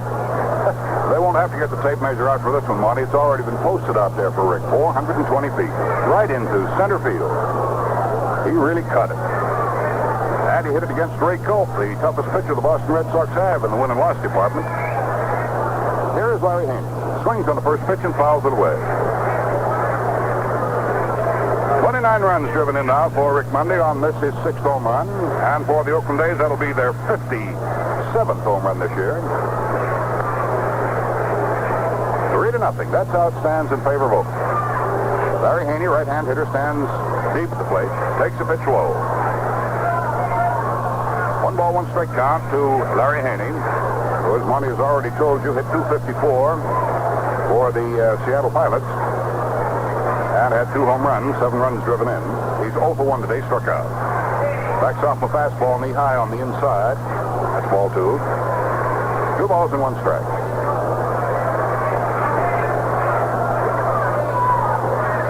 Culp has given up only 4 base hits to the Oakland A's, but it's cost him 3 runs. Pitch swung on by Haney. There's a high pop-up going back to second base. Under to Schofield, makes the catch, and there's the second out. That'll bring on Jim Nash, who struck out in the 2nd inning. One of the 4 strikeouts put up on the boards by starting pitcher Ray Culp. Nash is capable of hitting the long ball, and quite often will hit a lot of power. Game time, he was batting at 167, had but 1 run driven in for the ball club. Nash carries that great big bat up there, leans over the plate, swings on the first pitch, and doesn't get it. Culp had the slider dancing in there. No ball, 1 strike count. Nash has had 1 extra base blow, incidentally. It's a triple. Pitch the plate, evens the count up on Nash now. 1 ball and 1 strike. Nash leaning over the plate. Culp flaps his wings, throws the fastball into the dirt. 2 ball and 1 strike count on Nash with 2 outs here in the top half of the 4th inning. Which the A's put 2 more runs up on the board after Cater singled the left center field. Rick Monday hit the straightaway center field stands for a 420-foot home run. Put 2 more runs up on the board, so it's now 3-0 in favor of the A's. Culp delivers. Nash backs off, takes a curve across the shoes. His count is 3-1. Nash gets on. We'll have Campaneris up there again. Campaneris put quite a show on in the 1st inning, stealing his 26th and 27th base. Pitch, Nash takes, that's in there for the strike. 3-2 to Big Jim. He's spread eagled out in batter's box, too. A little wider than he usually stands. 3-2 delivery. Called strike 3. Popped in there at the knee. So Nash is out. Advertised aside here. As strikeout number 5 is put up on the boards by Ray Culp. However, he surrenders 2 more runs here in the top of the 4th inning to the Oakland A's on 2 base hits, including Monday's 2-run home run. There were no errors and nobody left on. So the score at the end of 3 1/2 innings of play, it is Oakland 3 and Boston nothing. Hi, this It's Don Flag, afternoons on KNBR. You know, you'll love KNBR if you love sports. We've got all the exciting play-by-play action of Oakland A's baseball and San Francisco Warriors basketball. Daily sports reports from Frank Dill and Hank Greenwald. Fishing reports from Bill Ellery. And the KNBR Sports Club, giving you, the listener, a chance to win lots of good prizes. So be a good sport. Listen to KNBR, where the good life is. Radio 68. News can happen anytime, anywhere. This is Bill Ryan with a reminder that NBC News makes sure you are informed and aware at all times. All day, every day, the staff of NBC News brings you the news as it happens, not only through regular newscasts, but also via NBC Radio's hotline, available day and night to spread news swiftly and accurately. News doesn't wait, neither does Hotline on NBC Radio.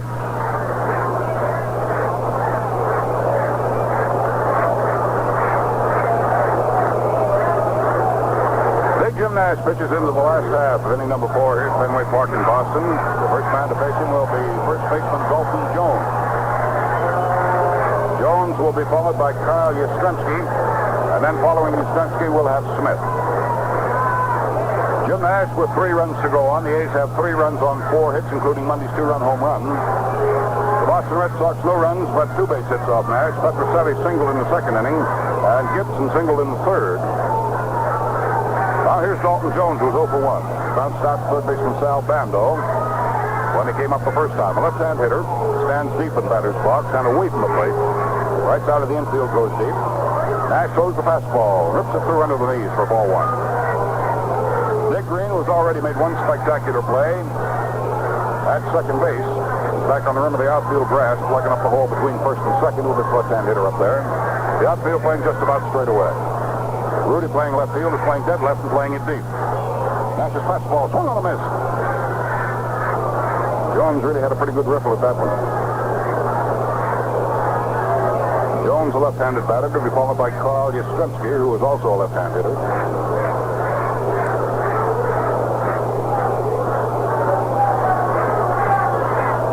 Now for the pitch to the plate. Down it comes. There's that fastball low. 2 balls and 1 strike.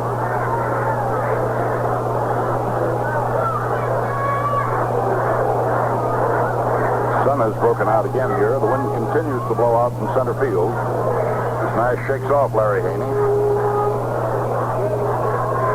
Haney making his first start for his new ball club, the Oakland A's. Holds him as a target. Nash comes down with a fastball and attempting to bunt the ball. It's fouled away. 2 balls and 2 strikes now.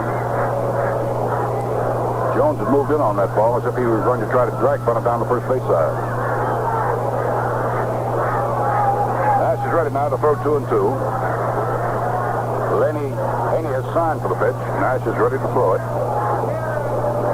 The pitch to Jones. Over the top fastball, and they sit down to Danny Cater. Nice stop by Danny. From a prone position, throws to his pitcher covering, and there is the 3rd straight defensive play we've seen in this ball game by the Oakland A's. So you're going to put a star up on that one for Danny Cater. He dives off to his right from a prone position. Took the ball out of his glove and whipped it over to big Jim Nash covering at first base. What a play. He was sitting on the ground, flat sitting down when he threw that ball. He dived, rolled completely over one time, and came up in a sitting position. Oh, I don't know. When a team gets hot like the Oakland A's are right now, you see a lot of sparkling plays like this. Now here's Carl Yastrzemski. That was ticketed base hit, and Danny Cater didn't believe it. Nash throws the curveball, and it's in there for the strike. Now the thing that makes it interesting. But Monday's right. The fact that they'll leave their feet and dive down on that ground after it is an indication of the type of ball they're playing. You talk about hustle baseball. These A's are playing it right now, and they've always played it. You come on out to the Coliseum and see some of this hustle baseball. It's really fine. Here's Carl Yastrzemski waiting for the 0-1 delivery. Big Jim Nash picks the ball out of his mitt, goes over the head, kicks one time, throws, fastball. Run on, there's a ball hit deep to center field. Monday way back for the break in the wall. Wait, he's got it. Boy, there was a ball that was hit about 410 feet from home plate. Rick Monday did not give up on it, and there's another sparkling defensive play. So there's a second out here in the last half of the 4th inning. Oh, Well, these guys came to play today, believe me. Now, 5 great plays were made here Friday night by the A's, and now that's 3 or 4 here this afternoon already, and we had some made yesterday. Danny made a good play yesterday. The thing about this ball club is, boy, I got to tell you, these people in Boston, they come out and they cheer the opponent's good plays. They're going to have something to talk about this club for a while. Well, I'll tell you, they just cheered Rick Mundy on that catch. Rick Mundy wheeled as soon as he could hear the crack of the bat. He wheeled and started for dead center field, and he was way back for the wall and leaped high back where it says 420 feet. And took it as the ball was ticketed for the wall. Now here's Reggie Smith batting left-handed. The switch hitter is 0 for 1 today. Bounced out to Danny Cater in the second inning. Cater making the play to his pitcher covering. Soft curveball is low and outside. That's ball 1. I hope as hard as they're hitting that ball now is not an indication that Jumbo is getting too tired too early.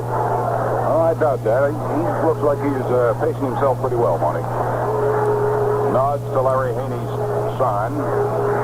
Here comes the 1-0 pitch. There's the fastball. Swung on. Look out. Right under our microphone. 1 ball, 1 strike count on Reggie the Rifle. Well, we've seen some kind of baseball in this series, believe me. Yesterday had quite a Donnybrook, 21-7. This ball game, not quite of that variety. We've had a lot of good defensive work in this ball game today. The Red Sox sort of fell apart yesterday. They had 6 errors. The A's had 2, but they had 25 base hits and 21 runs. Left-hand batting Reggie Smith. Nash to him with a fastball. On a check swing, hit back over the mound, coming in. Can't find a handle on the ball. Reggie Smith is off. Slow bounding ball hit high over the mound. Campaneris came charging in to try to make a pickup and play at first base. Good night. It'll go as a base hit.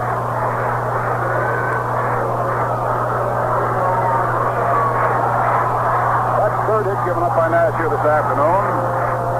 3-0 ball game. The Oakland A's are out in front. They're trying to sweep the series here with the Boston Red Sox right on their home ground. Rico Petrocelli has 1 of the 3 hits given up by Nash.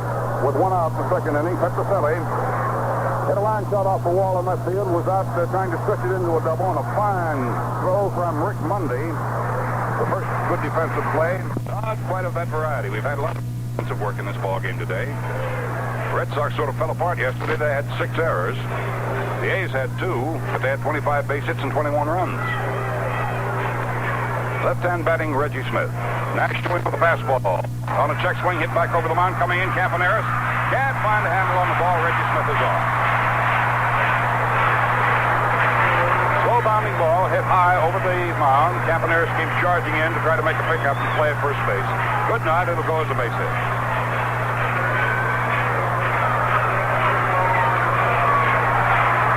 That's the 3rd hit given up by Nash here this afternoon. 3-0 ball game. The Oakland A's are out in front. They're trying to sweep the series here with the Boston Red Sox right on their home ground. Rico Petrocelli has 1 of the 3 hits given up by Nash. With 1 out in the second inning, Petrocelli hit a line shot off the wall in left field, was out trying to stretch it into a double, and a fine throw from Rick Mundy. The first good defensive play in the ball game. Pitch to him on the check swing is a called strike.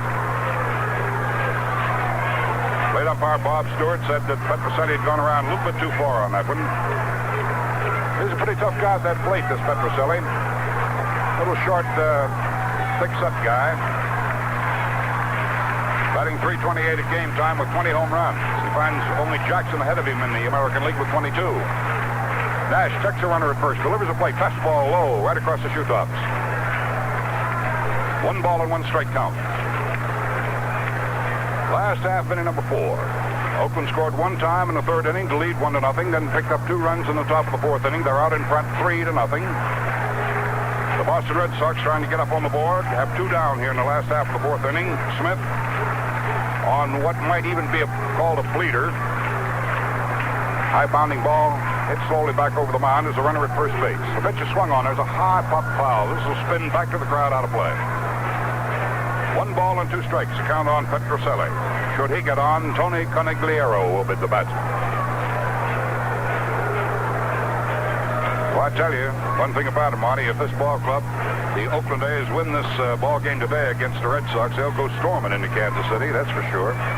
we've got 4 games in there the next 3 days, and of course there'll be big crowds in there too, Al. We've had good crowds everywhere we've gone on this road trip. We did lose 150,000 sellout at Detroit because of a rainout last Sunday.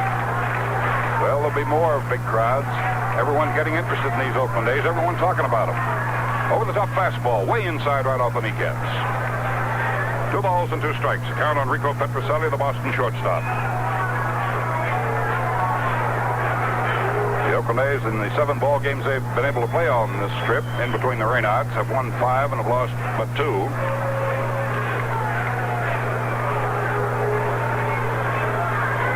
Reggie Smith, the runner for Boston, first base. Danny Cater on the corner. The umpire down there is Marty Springstead. Nash checks back over the left shoulder, watching that short lead that's being carried by Smith. Now he's ready to pitch to Petrocelli. Down comes that pitch. Fastball swung on and hit down the deep shortstop. Campy over in the hole, up with it. Hurries to throw across the diamond in time, and Petrocelli is safe because Cater drops the ball.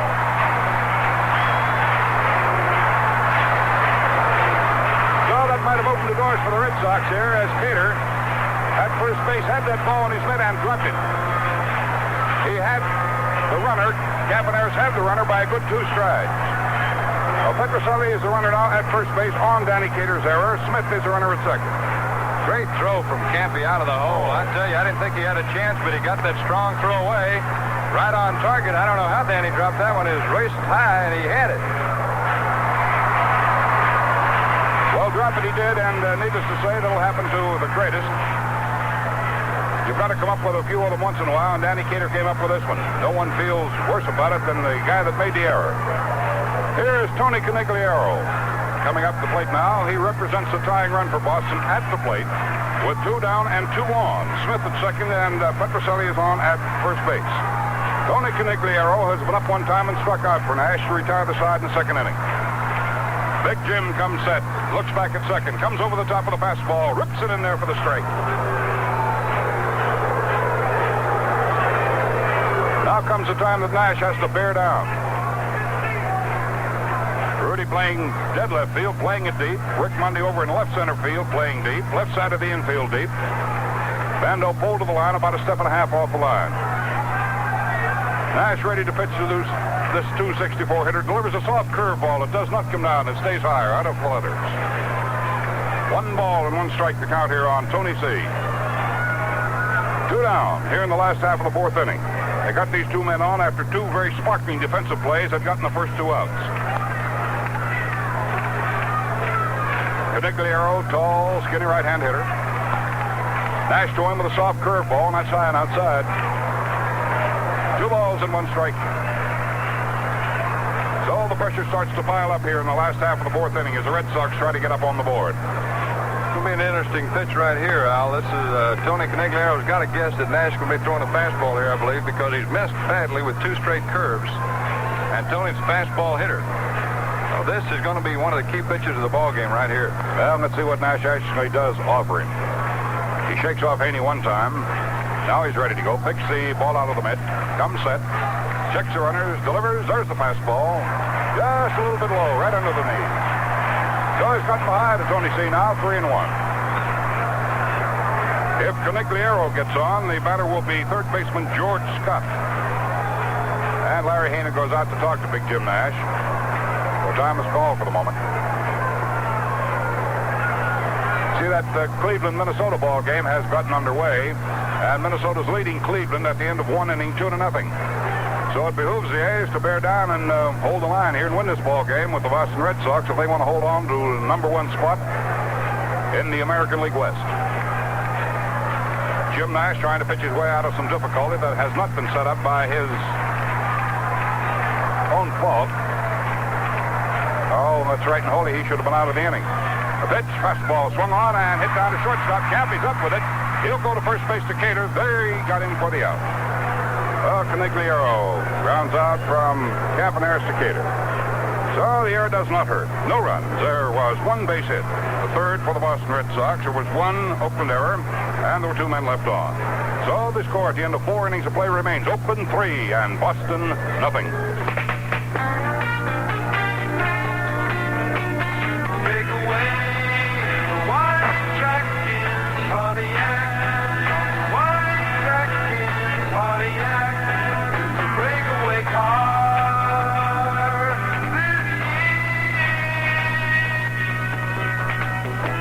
you're shopping for a new car and like the looks of a Pontiac Catalina. Okay, I'm shopping. And say you're impressed with Catalina's 122-inch wheelbase, standard 400 V8 and white track ride. I'm impressed.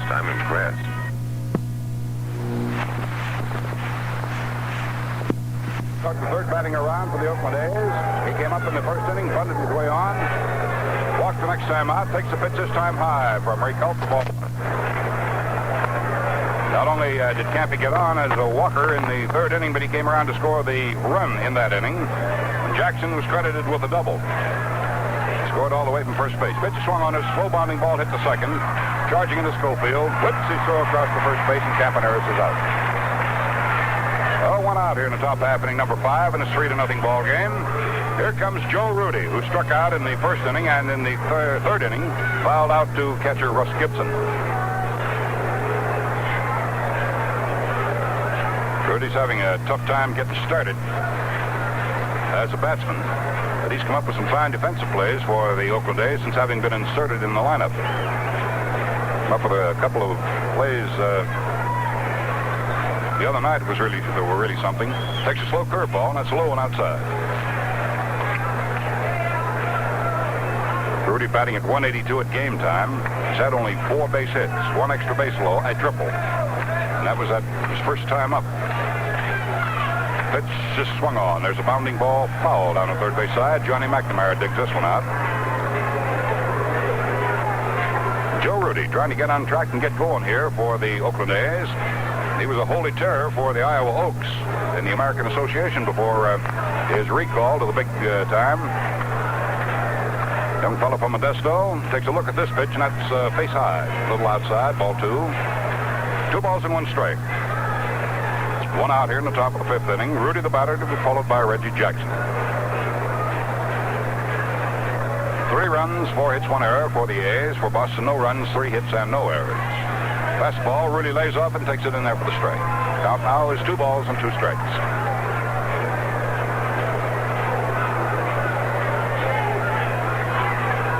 Rudi backing away from the plate to dry his hands. Slides him down these uniform trousers. Now he's ready. So is Culp. He delivers 2-2. The fastball is swung on and ripped out in center field for a base hit. Oh, Rudi is on. He gets his first base hit in the afternoon. That gives him 1 for 3. Single to center, and for the A's, that'll be hit number 5 off Culp. Coming up now is Reggie Jackson. So the stage has been set for Reggie, who's doubled off the glove of first baseman Dalton Jones, rolling out into right field, scored Campaneris all the way from first base back in the 3rd inning. So Jackson struck out in the 1st, got credit for a double in the 3rd, so he's 1 for 2, and at game time was batting at 266, so he's a little above that now. First pitch to him is a curve. It's on the inside, ball 1.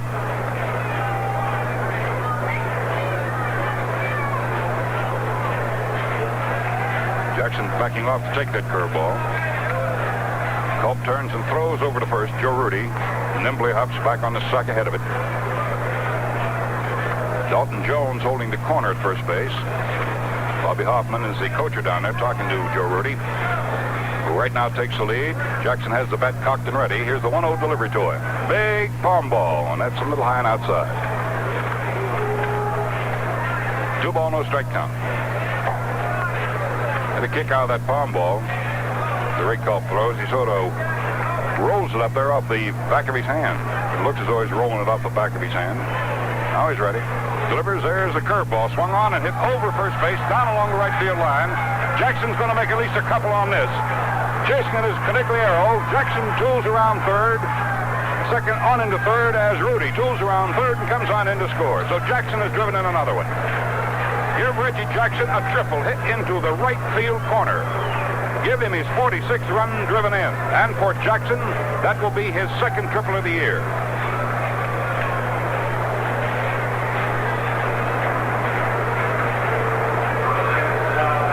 So here's have another one here on Jackson's triple, getting Rudi in from first base. That'll be hit number 6, run number 4 off Culp. And the A's are out in front now 4-0.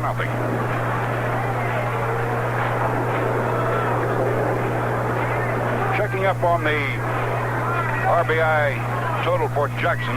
Make that 47 instead of 46. The infield drawn in now as Campaneris, as Reggie Jackson leads down at third, and Sal Bando takes a curve ball low and outside for ball one.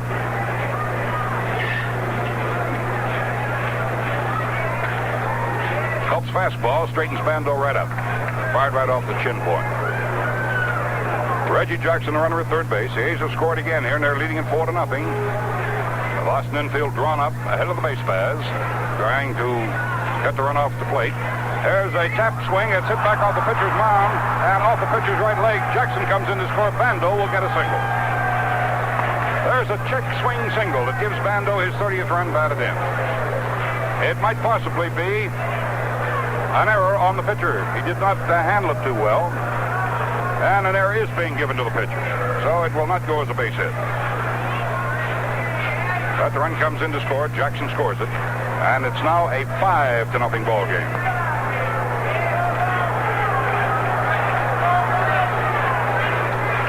Coming up to the plate now will be Danny Cater. A pitcher starts to work out in the bullpen for the Boston Red Sox.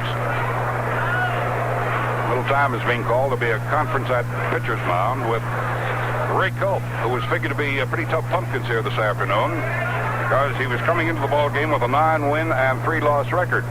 And the A's have gotten to him here for 6 base hits and 5 runs. Of course, they had an error committed behind him that will be charged to his own record. And also Rico Petrocelli has come up with a couple of sparkling plays to help protect the pitcher, but nevertheless, it's going to be all for Ray Culp. He's coming out of the ball game after having pitched 4 1/3 innings.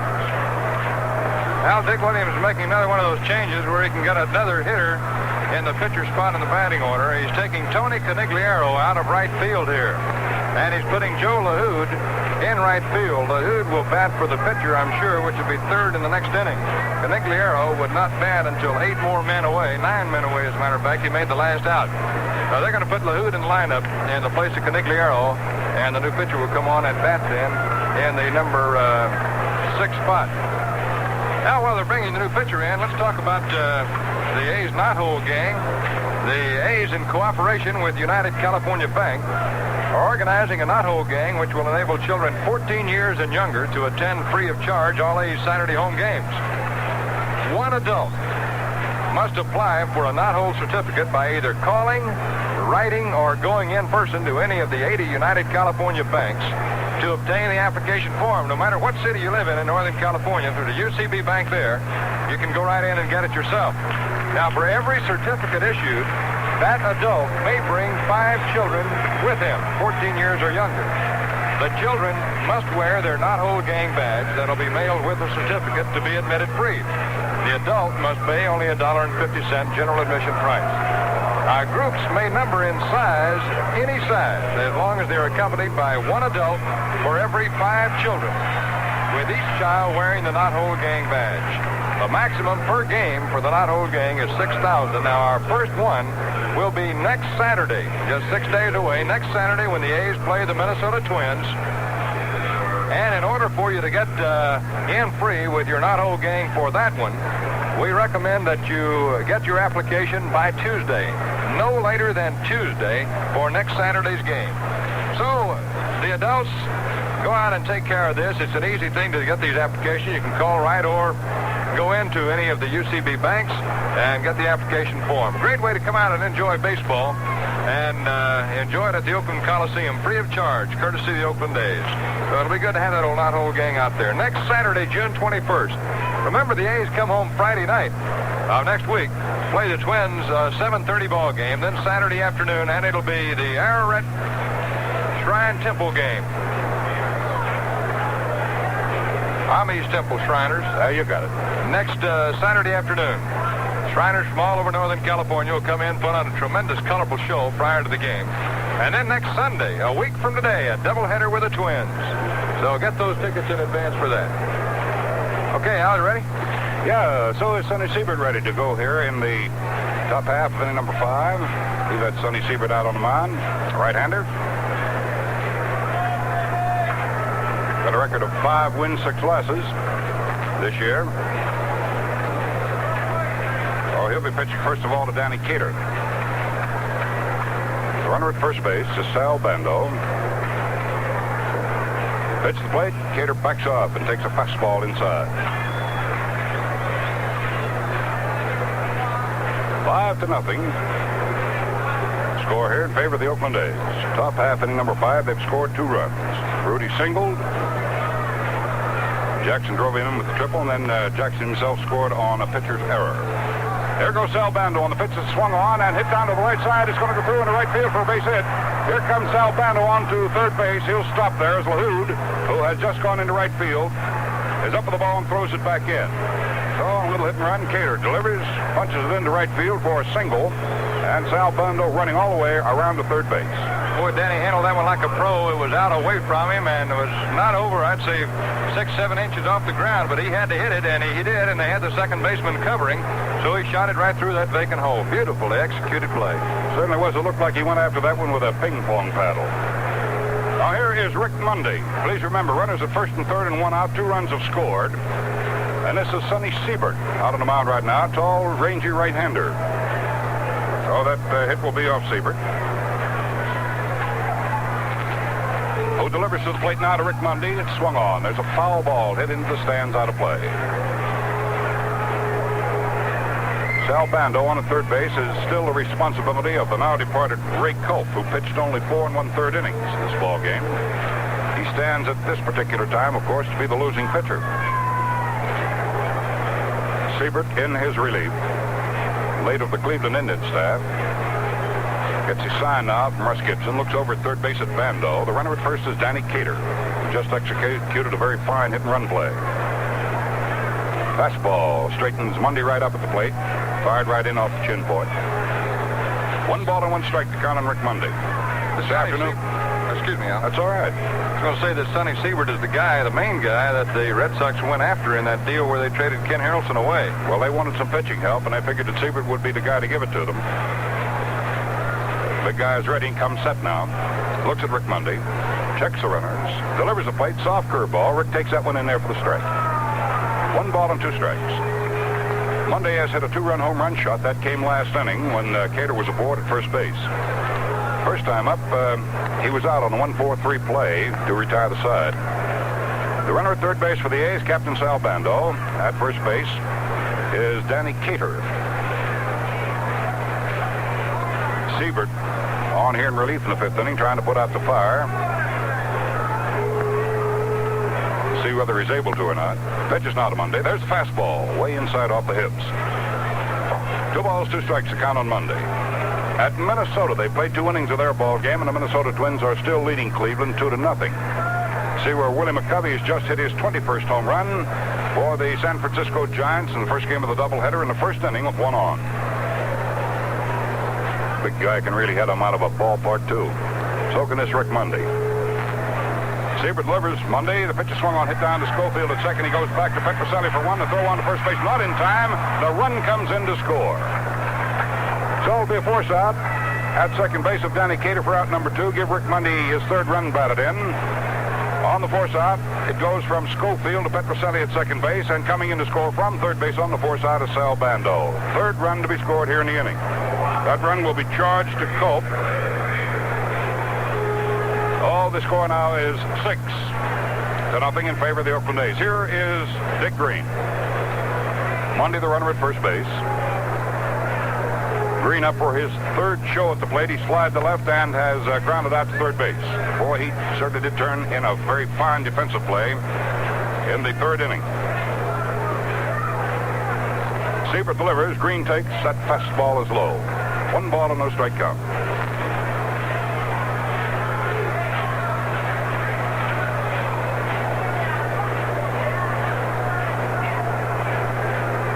Siebert.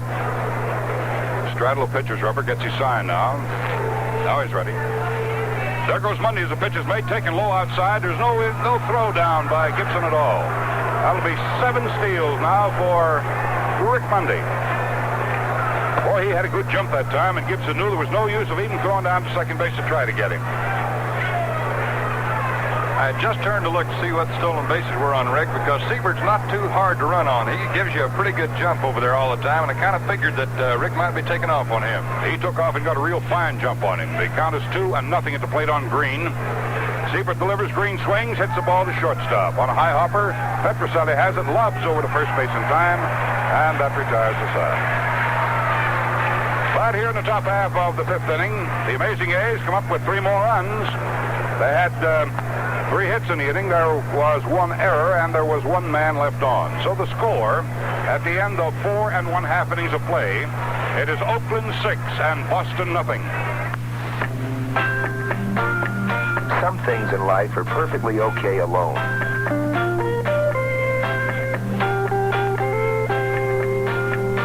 While other things work better in teams. Now here's a combination that gives your car that added something. Richfield Imperial Boron Gasoline and new formula Richfield Imperial Motor Oil. Each alone is great, the finest of its kind. But put them both together and you save real money. Spark plugs stay cleaner longer. Pistons run free. Your whole engine runs cleaner. So why take halfway measures with your car? Use the Power Partners. Richfield Imperial Boron and new formula Richfield Imperial Motor Oil. They're like music to your gears. Atlantic Richfield Company. As we go to the last half of the fifth inning here at Fenway Park in Boston, the line totals look like this. For Oakland, 6 runs, 7 hits, and 1 error. They've stranded only 4 men on here this afternoon. And for the Boston Red Sox, they have a total of no runs. They have 3 base hits. They have committed 1 error and have stranded 3. It'll be the last third of the batting order for Boston, namely third baseman George Scott and the catcher Russ Gibson. Then we'll have LaHood, who came on to play in right field in the top half of this fifth inning. First pitch to Scott is in there for the strike.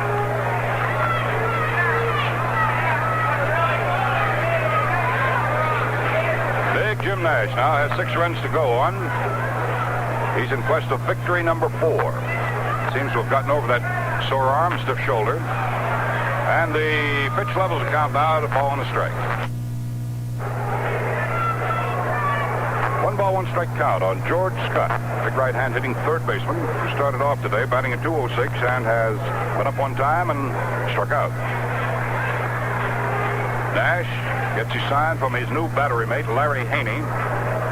Comes over the top of the fastball, and Scott cuffs it foul off the first base side. Going over to the dugout of the Red Sox is Danny Cater. Under it, he's got it.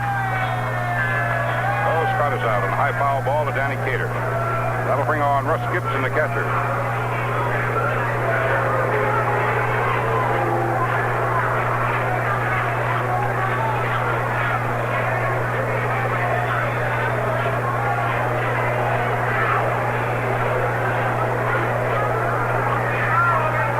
Gibson stepping up to the plate now. He has been up 1 time. That was in the 3rd inning. He singled to right field, so he's 1 for 1. 212 hitter at game time. He's a stocky fellow. Stands deep at the plate. Left foot forward to it. And not up against the plate. He's back from it. He'll step into the pitches or away from them.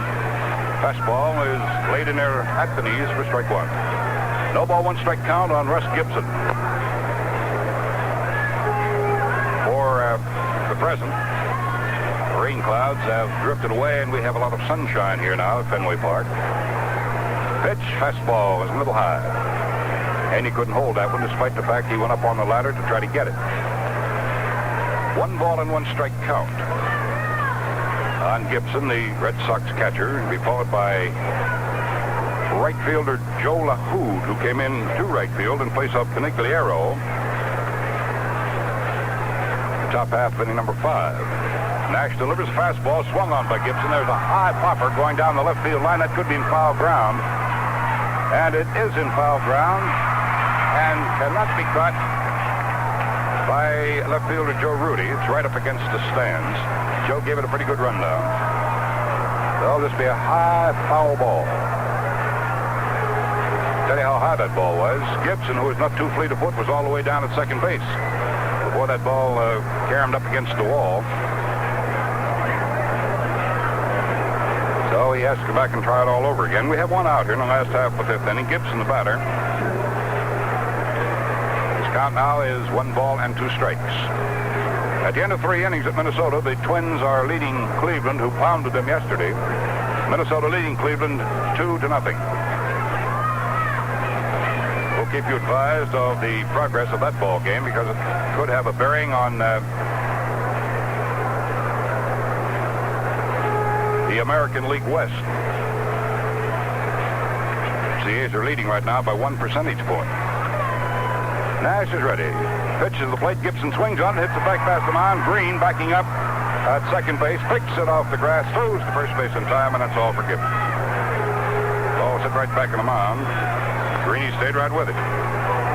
So we have 2 out here in the back half, inning number 5, and then we'll bring on Joe LaHood.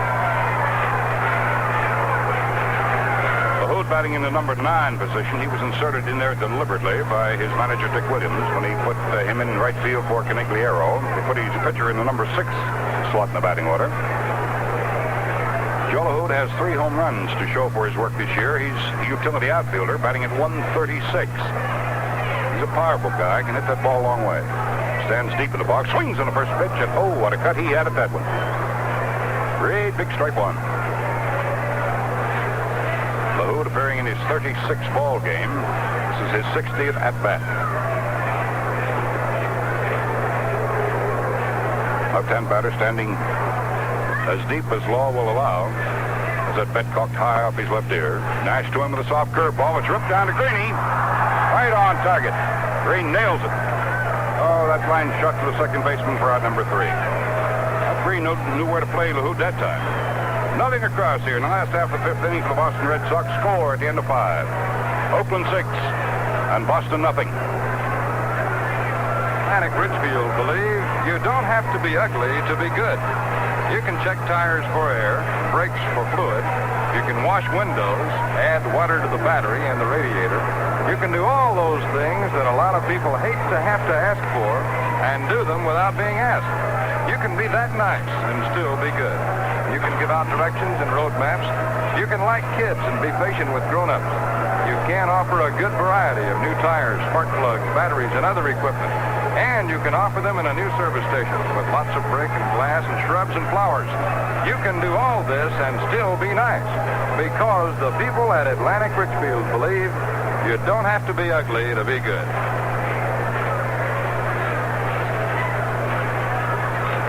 Sonny Siebert now will pitch into the top half of inning number 6. He'll go to catcher Larry Haney, pitcher Jim Nash, and the top of the batting order, Campy Campaneris. As we go into the top of the 6th inning, your 5-inning line score is this. Oakland 6 runs, 7 hits, and 1 error. They've stranded 4. And for the Boston Red Sox, no runs, 3 hits. They have 1 error, and they've left 3 aboard. Siebert in relief of starting pitcher Ray Culp, who had a 9-3 record when he took the mound here today. Belted out of there. In 4 1/3 innings, he gave up all 6 runs on 6 base hits to the Oakland A's. Since coming on, Siebert has given up just 1 base hit. He gave that base hit to Danny Cater. He pitched 2/3 of the 5th inning and is now ready to pitch here in the 6th inning. Larry Haney has struck out. That was in the 2nd inning for starting pitcher Ray Culp, and in the 4th inning also for Culp, he popped up to second base. Now Haney will be taking a look at Sonny Siebert, tall, lanky right-hander who takes plenty of time in his windups. Russ Gibson down behind the plate now to pump the sign for the Red Sox. Haney stepping up to the plate, checking in with McNamara down at third base. Haney has gone 0 for 2. First pitch made to him is in there for the strike. So Haney is looking for his first base hit as an Oakland A. He's the one that figured in the trade, you recall, a couple of days back with the Seattle Pilots. The trade which sent Johnny Donaldson to the Pilots in exchange for Larry Haney, the catcher. Over the top fastball is way inside and gets away from Russ Gibson, goes all the way back to the screen. Now the count is 1 ball and 1 strike on Haney. They play him incidentally, slightly shifted around the left in the outfield. The left side of the infield goes deep. And Yastrzemski is not playing too deep in left field, despite the fact that Haney can hit the long ball. There's the fastball, swung on a miss for a strike. 1 ball, 2 strikes, count on Larry Haney. He'll be followed here in the top half of the sixth inning by Jim Nash. 6-0. The Oakland A's leading Boston. They're bidding to sweep the series. Siebert ready. Twists and throws. Haney takes. Called strike 3. That's ball slipped right over the outside corner. Oh, Haney is called out on strikes, and for Siebert here, that will be his first strikeout in the fifth. A to go down by the strikeout route. Big Jim Nash struck out twice for starting pitcher Ray Culp. Now let's see what he does with Sonny Siebert. Nash began today batting at 167 with 1 run batted in. Hasn't seen too much action. Takes a look at the slider, and that's low and outside. 1 ball and no strikes to count on Jim Nash.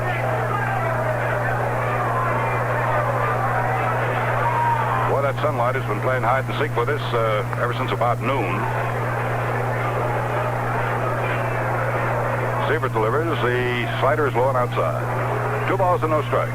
We had rain here this morning, sprinkling of rain. When we got to the ballpark, it sprinkled a little bit of rain, and the tarpaulin was on the infield. There was no infield practice or batting practice, either one. So the infield is in good shape. Over the top fastball swung on by Nash and missed. That's strike 1. His count now is 2 balls and 1 strike. 1 out here in the top half of the sixth inning. The Oakland A's are leading at 6-0. Siebert back to the plate on the 2-1 count. Nash takes it in there for the strike. Jim didn't like the call on that one. He thought it was a little high. Turns around and says something to plate umpire Bob Stewart.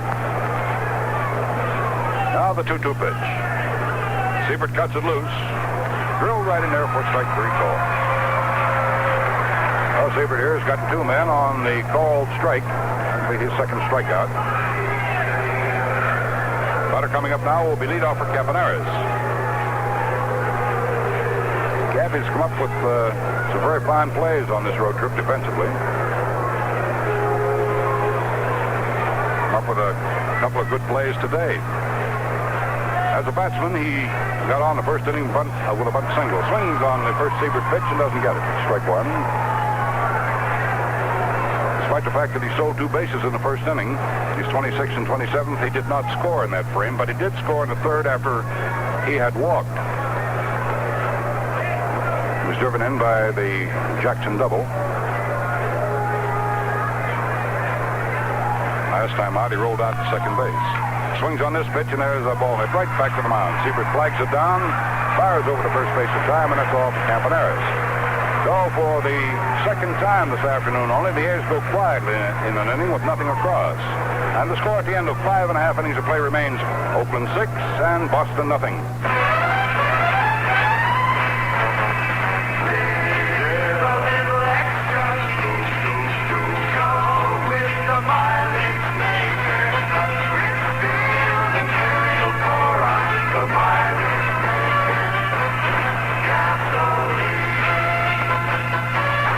Local Richfield travel agent. You know, the Richfield dealer who fills your tank, hands out maps, checks your tires, shows little Tommy where it's at. He has just the ticket to help you live a little extra.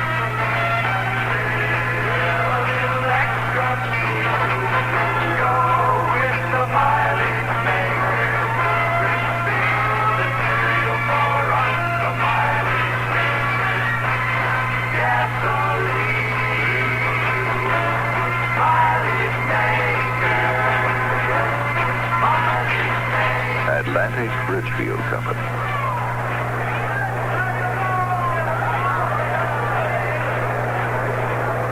Jim Nash moving along at the top of a 6-0 ball game. We'll pitch first of all to the leadoff man of the Boston Red Sox, second baseman Dick Schofield. Then we'll have Jones and Yastrzemski in the inning. 6-0 to score. The Oakland A's leading it on 7 base hits.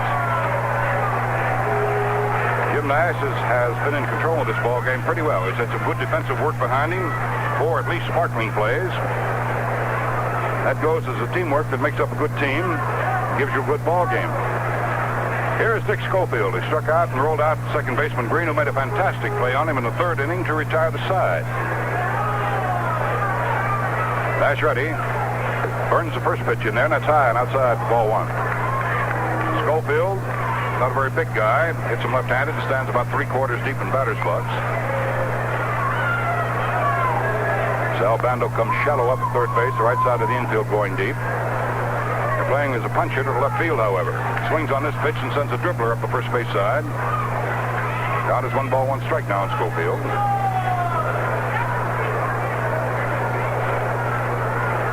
Tomorrow night in Kansas City, twilight doubleheader. The two pitchers for the Oakland A's will be Jim Hunter and George Lazarick. We'll be on the air at 5:10 Pacific Coast time of the first game of the twilighter. Comes Nash back on the 1-1 count. His pitch is just outside, about knee high. 2 ball, 1 strike count. And the second ball game from Kansas City tomorrow night will be televised on Channel 44 and stations in the Bay Area. Pitch the plate is swung on. There's a high fly ball hit deep to right field. Jackson back for the fence. He watches it sail into the right field stand for a home run. Actually in the bullpen. Schofield hits his first home run of the year.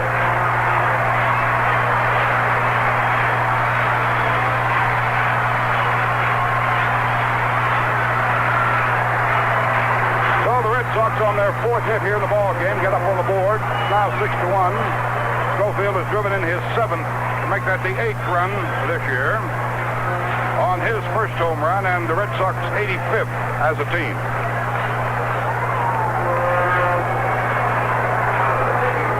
Larry Haney going out now to talk to Jim Nash.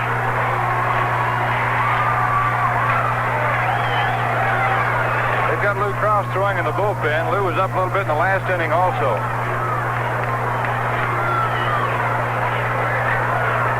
Comes stopping back behind the plate now as Nash will be pitching to Jones here in the 6th inning.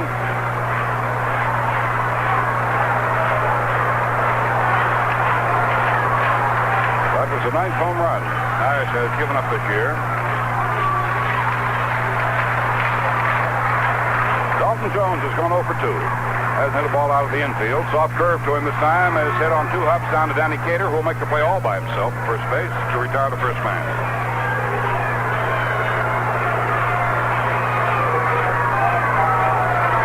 6-1 the score as Carl Yastrzemski comes up to the plate. He has hit 2 home runs in yesterday's 21-7 ball game in favor of the Oakland A's, and Yastrzemski's been up twice here. In this ball game today, he's fouled out to catcher Haney and has fried out to center field to Rick Mundy, sending him all the way back to the wall in deep center field to make the catch. Hank Bauer called for time, and he's going out to talk to Jim Nash. He wants to find out whether Jim's arm is all right or not. He's had Rouse down in the bullpen throwing long enough to be warmed up enough to come into the ball game. At Kansas City, they have played 4 1/2 innings of that ball game, and the Detroit Tigers are leading Kansas City 7-0, coming up with 7 big runs in the top half of the 4th inning. Cleveland and Minnesota have now played 3 1/2 innings. Minnesota going to bat in the last half of the 4th inning, and it's all tied at 2-2. Cleveland coming up with 2 runs in the top half of the 4th. Well, they've had some battles out there, haven't they, Monty? Yes, sirree. Cleveland's been playing a lot better ball the last week and a half. Everyone figured it was just a matter of time before Cleveland came alive a little and their pitching picked up, and that has done that. Now we're ready in the last half of the 6th inning as Bauer has gone back to the dugout. Big Jim Nash is going to pitch to Carl Yastrzemski, who is 0 for 2. He has at game time was batting .282. The wind here continues to blow out from home plate towards center field directly, and it swirls up some of the dry dust on the diamond. Nash is ready. Delivers to Yastrzemski. Soft curveball stays low. Ball 1. Sun breaks out here again. 6-1 to score. The Oakland A's leading. We're in the last half of the 6th inning. 1 out. Nobody on. Schofield's solo home run has given the Red Sox their only run. Soft curve to Yastrzemski's low under the knees. 2 ball, no strike count. This is the one guy you hear all of the pitchers in the American League talk about, Yastrzemski. got a set of arms on him like the old cartoon character Popeye.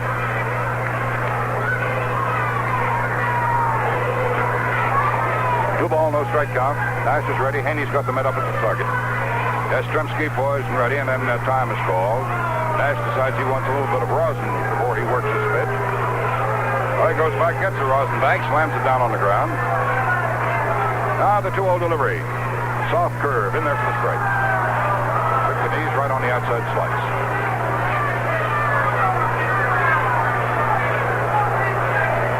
Two ball, 1 strike count.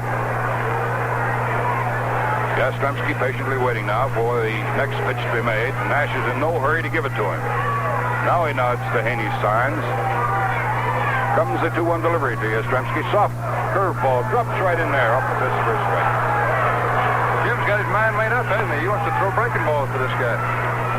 Well, he's certainly going to make Yastrzemski hit him out of the park on his own power, apparently. 2 ball, 2 strike count on Yastrzemski. Smith will follow. Nash keeps shaking off Haney. Now he nods. He'll throw this one. Let's see if it's a breaking pitch or the fastball. It's breaking stuff and it's low. All 3. Full count now. 3 balls and 2 strikes.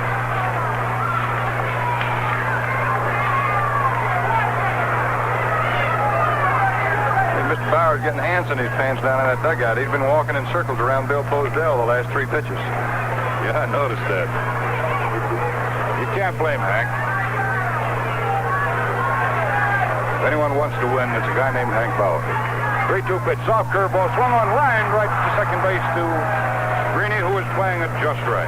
So that's second out here in the 6th inning. And Smith's coming up to the plate now. Before he does, let's pause for station identification. This is the Oakland A's Baseball Network. KNBR, AM and FM. The big one in San Francisco. Beautiful day in downtown San Francisco with a temperature 61 degrees.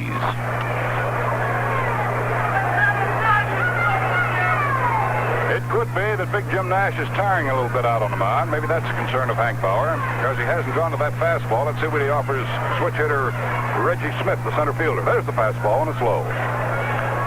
First fastball, he's thrown for quite a little while. He went all the way with the soft curve stuff to Carl Yastrzemski. There are 2 outs here in the last half of the 6th inning. 6-1 ball game. The Oakland A's are leading it. Reggie Smith, the batter, he's had 1 base hit in 2 times up. He had a high-bounding single back of the mound his last time up. Swings on this pitch. Uppercuts it. Hits it to right field. Reggie Jackson could have it. So could Rick Mundy. It's Rick Mundy calling for it. He takes it for the out. High fly ball. Right center field. Handled by Rick Mundy. So in the 6th inning, 1 run on 1 base hit. That was Schofield's first home run of the year. There were no errors and nobody left on. The score at the end of 6 innings of play. It's the Oakland A's 6, the Boston Red Sox have 1. It could be that Big Jim Nash is tiring a little bit out on the mound. Maybe that's a concern of Hank Bauer, because he hasn't gone to that fastball. Let's see what he offers switch hitter Reggie Smith, the center fielder. There's the fastball, and it's low.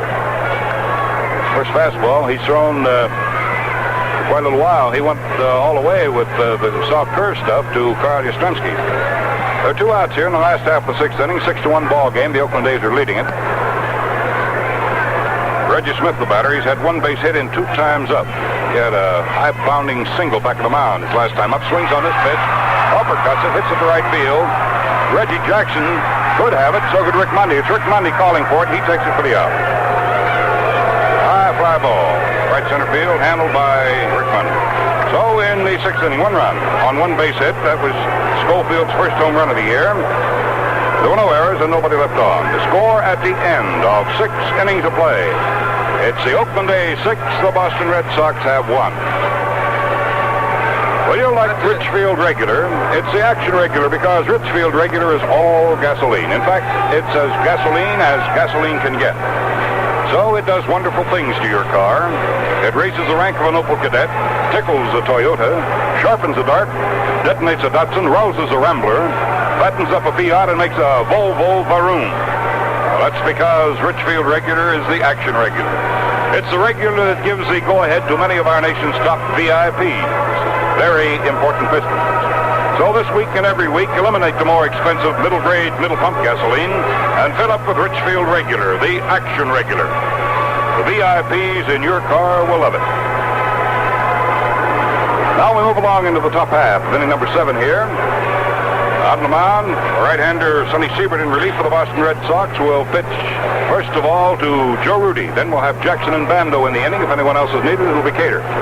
Well, it's 6-1, and your line score 6 runs, 7 hits, 1 error for Oakland. For Boston, 1 run, 4 hits, and 1 error. Monty, we're making the bid to sweep the Boston Red Sox series. It's going to be up to Lou Krause the rest of the way. I've seen the sign already go down to the bullpen that Jim Nash is through. To give you an idea of what the pitching has had to go through here in this series, Odom left yesterday afternoon, or Dobson left the other night, allowing only 3 hits in the innings that he pitched and just wilted. Yesterday, Odom left having allowed only 6 hits, and 5 of those came his last inning. He had pitched a 1-hitter up until the last inning. So we have not had a starter go all the way, nor come close as yet in this series. But it was a tremendous effort by Jim Nash today, no more than he'd been pitching in the last month. I thought a great comeback by Jim. Here's the pitch to Joe Rudi. Outside for a ball from Sonny Siebert.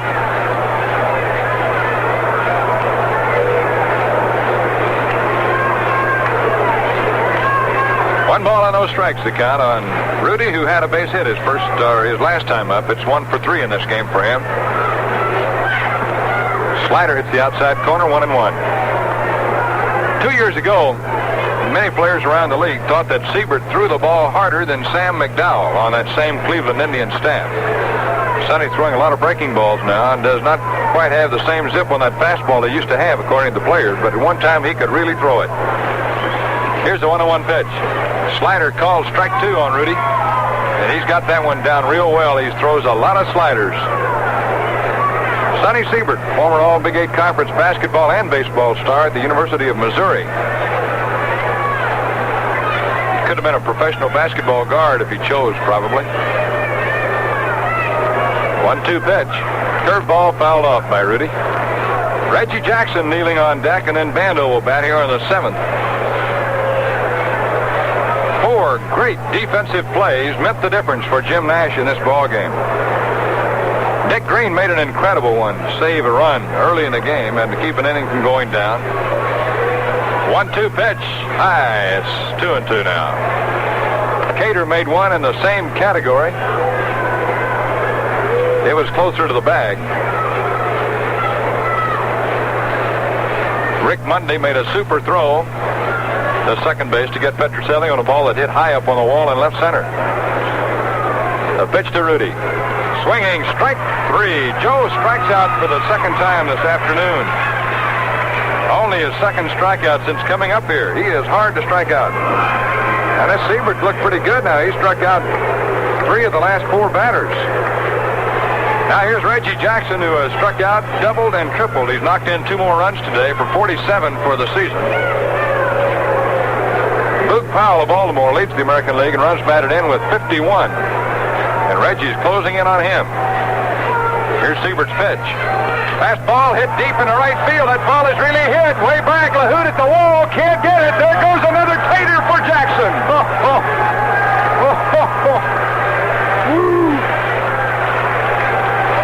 You talk about a guy that's hot at that plate. Sensational Reggie Jackson just hits his 23rd home run of the year as he steps on home plate. And that makes it a 6-1 ball game. The good guys who are in the black shoes today because the white ones are in storage. Jackson now has had 8 hits here in the last 2 days. He's had a double, triple, and homer today. And yesterday had 2 home runs, a double, and 2 singles. Here's Sal Bando. Swing and a miss for a strike. That, incidentally, is his 4th home run here against Boston this series. That was a line drive into the bullpen of the Boston Red Sox. The pitch, Bando fouls it back. Boy, Reggie started on a home run kick in the middle of our last homestand. He hit 2 against the Cleveland Indians on May 30th. Skipped today and then hit 1 on the 1st against Cleveland. And then against Baltimore, he hit another one. Here's the pitch. Outside to Sal. Then he went 1, 2, 3, 4 games without it and hit 2 home runs against Washington before the president who was there watching that night, and his second one won the ball game in the 13th inning. Then he hit one against Boston here the other night. 2 yesterday and another one today. There's a bouncing ball left side of the infield. Petrocelli's got it. He's going to have to hurry his throw. He just barely got it. Petrocelli's throwing like he's got a sore arm. He's been lobbing that ball over there all day today, and he almost didn't get Bando on that one. It was close enough to argue about.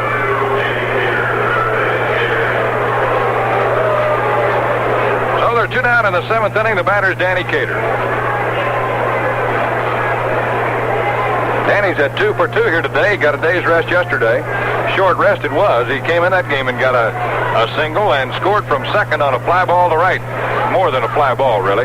Deep enough. The pitch. It's inside and low for a ball. So Jackson now has 13 runs batted in his last 2 ball games.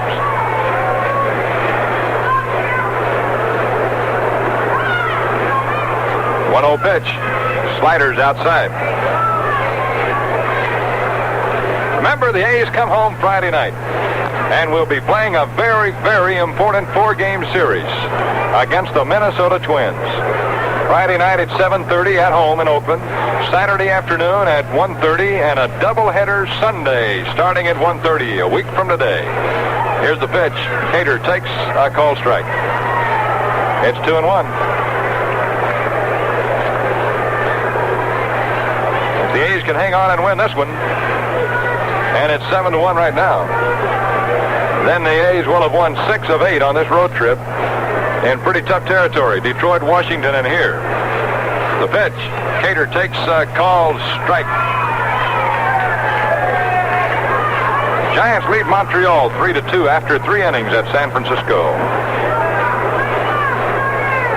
2 balls, 2 strikes to Cater. There's the pitch inside for ball 3.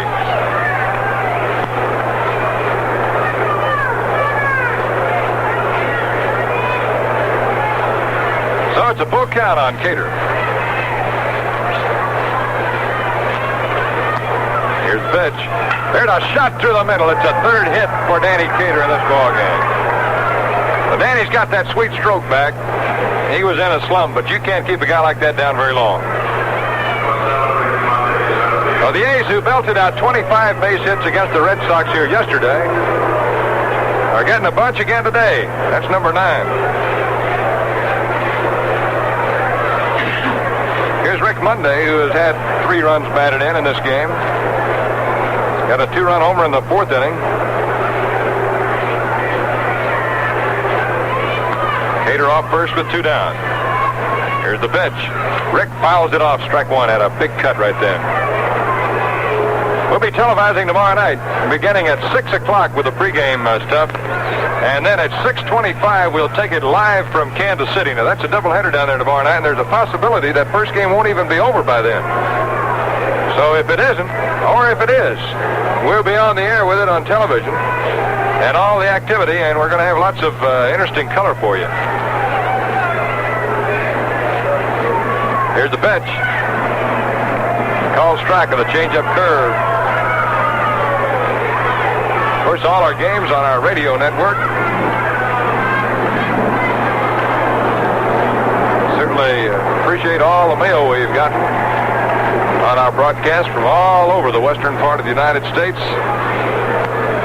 Our fans are really beginning to get excited now when they start calling long distance to the clubhouse and to the hotels just to say they are after ball games. That's a telltale sign. Here's a pitch. Monday swings and misses. Strike 3. That ball was in the dirt. Rick tried to check his swing, but he'd gone too far. In the 7th inning, the A's got a run on 2 hits. Now, 1 man left on. We go to the last half of the 7th. It's Oakland 7, Boston 1. You're you because you want something more out of life. You're you because you like the routine things, the duties and decisions that lead you along your life from day to day. But because you're you want something else, something more, a kind of freedom to come and go. The freedom that lets you seek out new people and new ideas and new places.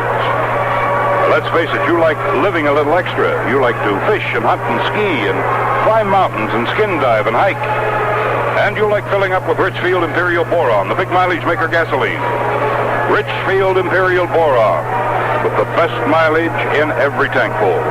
Mileage to help you live a little extra. This week and every week, fill up with a tank full of Richfield Imperial Boron because you're you, and you want something more out of life. Money? Well, we have a new pitcher coming on now. Lou Krause's job is to try to hold him, and I want to tell you, this Krause has been tougher than gangbusters on his last two outings in this road trip.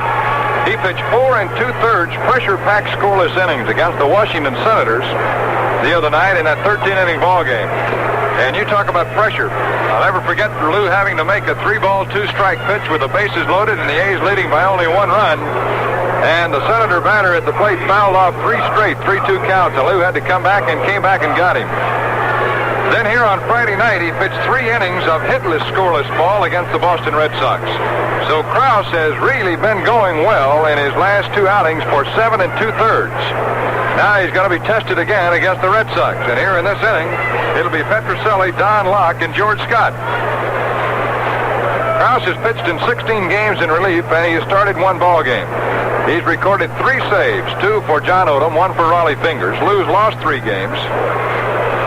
But he has shown him very encouraging signs the last couple of outings.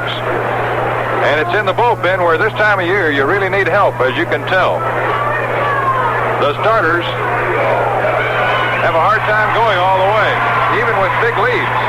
Odom went out of the game yesterday with something like a 10-1 lead, or 10-2 when he left. Now here's Jim Nash leaving. It was 6-1 when he left, 7-1 actually when he's taken out of the ball game. But in this ballpark, that kind of lead doesn't mean a whole lot. Here's Rico Petrocelli.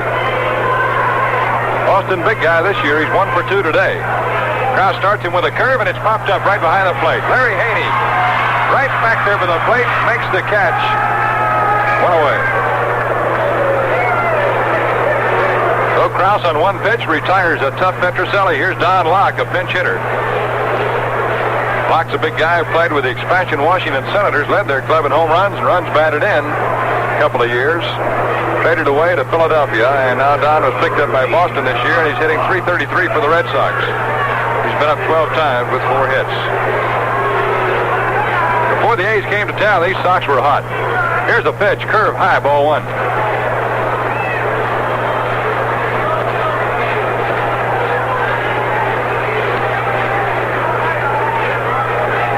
Krause sets and fires a curve to Locke, a call strike.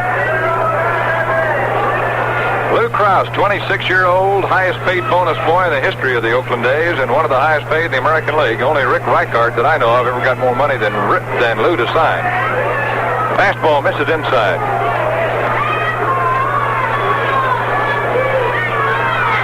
Lou's been a hard worker. He was the A's top winning pitcher 2 years ago with 14 victories. Last year, the last half of the season turned into an outstanding reliever. Had a rocky going early this season, mainly due to not very much work. 2-1 pitch. Fastball popped up. Sal Bando closing in on that one as it comes down right in front of the A's dugout. Wind blowing it now, and he backs up and grabs it one-handed. Wind is really a factor here. Campy's all smiles talking with Sal over there on that one. That ball at one time was right in front of the dugout, and Sal almost caught it in fair territory as it blew it back about 35 feet. 2 down.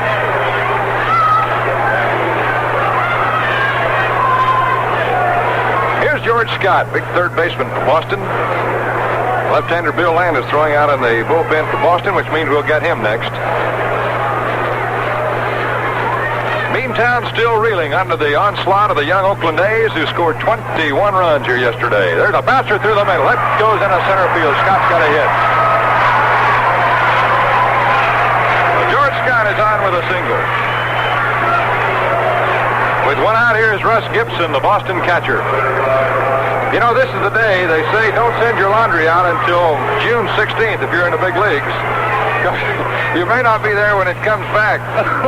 Midnight tonight, the trading deadline in the major leagues, and there are a lot of anxious ball players sitting around at all the ball clubs. Here's Gibson. The pitch, swing, and a miss, strike 1. He started his swing. We looked at Gibson that's what reminded us of the trading deadline, because the other catcher of the Red Sox, Joe Askew, is down at his home in Kansas City, AWOL, saying he will not play baseball if the Red Sox don't trade him. Krause throws a fastball in there for a called strike. And the Red Sox have said that if they don't make a deal for Askew by midnight tonight, they'll put him on the suspended list, which means he can't play for anybody. No balls, 2 strikes to Gibson. Krause winds, throws outside with a slider. It's 1-2 now. Red Sox have had little problems along those lines this year. They traded Ken Harrelson away. The Hawk said, I ain't going to go. The Hawk went. He's now in Cleveland. He's not flying very high over there either. Krause is 1-2 pitch, curve, swing, and a foul tip. Can be held, and it's still 1-2.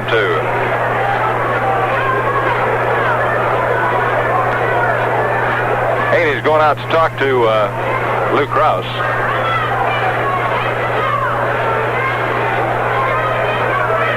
Dick O'Connell is the vice president and general manager of the Red Sox, and he and Tom Yawkey, the owner, the player personnel director, Haywood Sullivan, have been sitting very glum-faced over to our left for about 3 days here in Boston, looking down on the field. Here's a 1-2 pitch. There's a fly ball to left field, hit pretty deep, but it may be caught by Rudy. He's at the scoreboard. He reaches up. He hauls it in, right in front of the sign which says Detroit 7, Kansas City nothing. So at the scoreboard here in Boston, Rudy makes the catch of a fly ball by Gibson, and Lou Krause comes in and has a fairly easy inning in the 7th. Score still reads, the Oakland A's 7, the Red Sox 1. Back in the Old West, an ace in the hole was a man's ticket to a big win, or a shootout on Main Street. Today in the New West, the ace in the hole is your ticket to live a little extra. It's the getaway card. It's traveler's aid when you need it. It's an Atlantic Richfield credit card that's good for all kinds of things. Gasoline, oil, tires, batteries, accessories at over 70,000 service stations coast to coast, and more. It's good for motels and meals. Rent a car. Put a whole vacation trip on it and pay in monthly installments. An Atlantic Richfield credit card. A real ace in the hole. Why don't you keep one up your sleeve? Atlantic Richfield Company.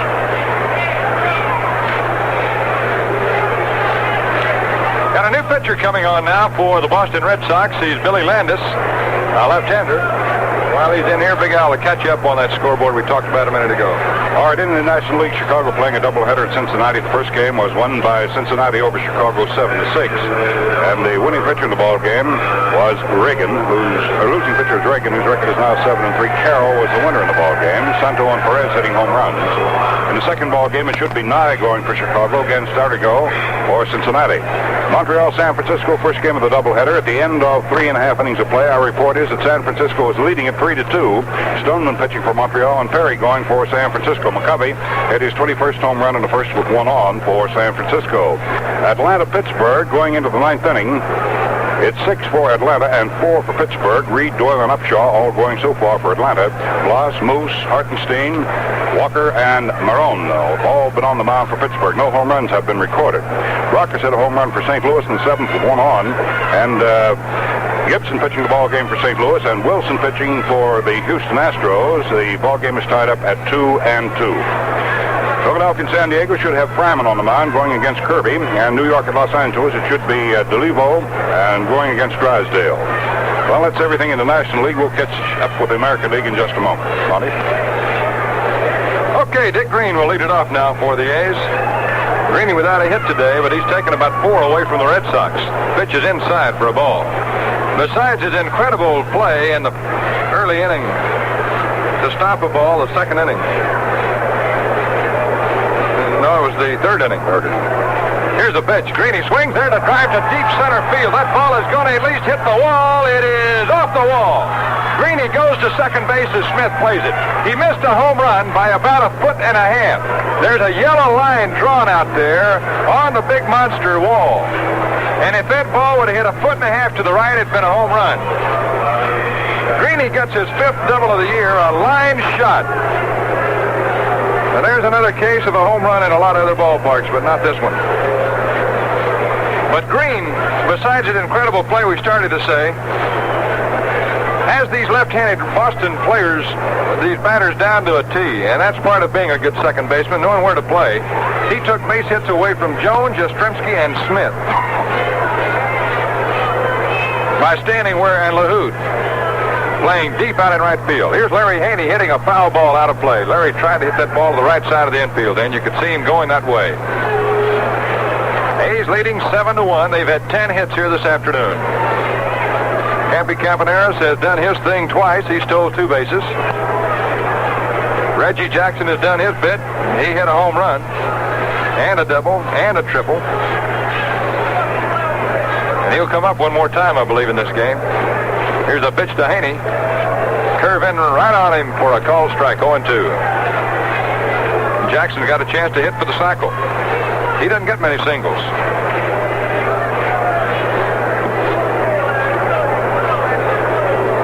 Remember, from Kansas City tomorrow night, we'll be on the air early with the first game of that twilight doubleheader on radio. Here's the pitch. It's outside and high. We'll be on at 3:40 West Coast time tomorrow. Continuing excitement of the Oakland A's.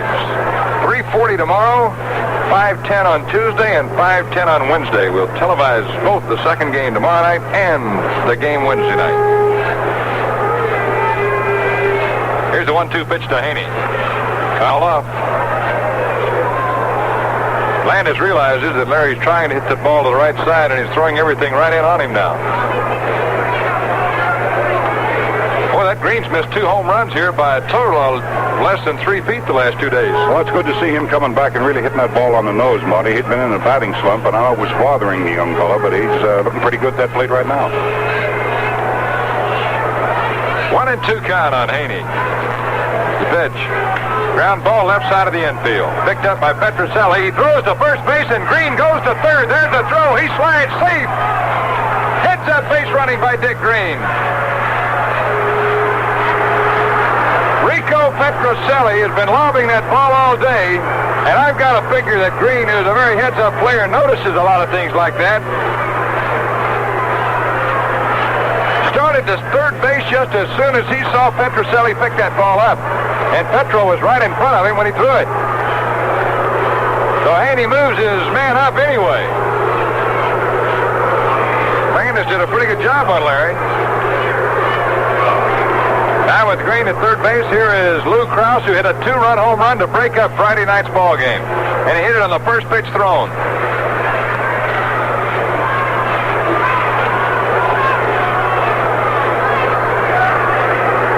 Krause hit his homer off Vicente Romo.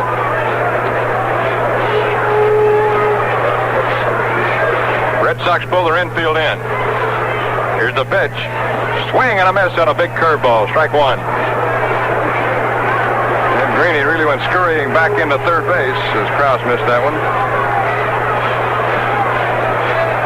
Oh, this club is playing some heads-up baseball. Came into Beantown and just upset the Bean Pot here today and yesterday and the day before. It's 7-1 right now. We're in the 8th inning. The pitch to Krause. Fouled off, strike 2.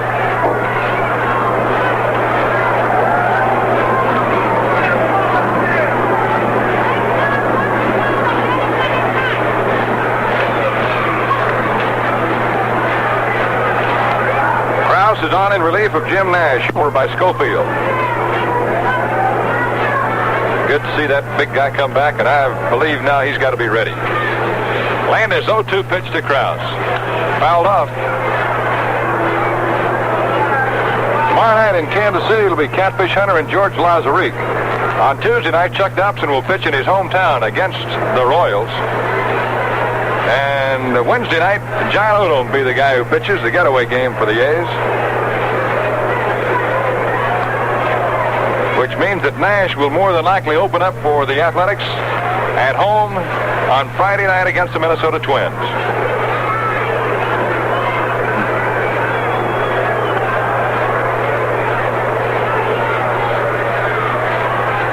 No balls, 2 strikes. Green at third, 1 out. Here's a pitch to Krause. Fouls it off. That Lou's hanging in there pretty tough.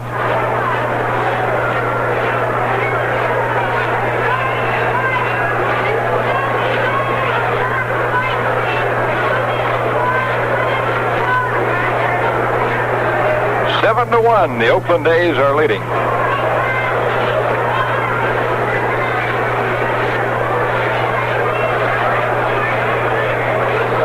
Now they're pitching off the stretch. Here's the pitch.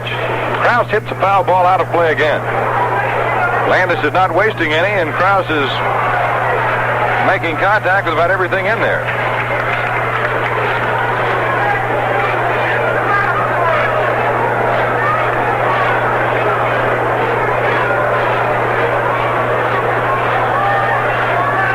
After this ball game, the A's will take off to Kansas City, stopping off briefly in Chicago for a plane change.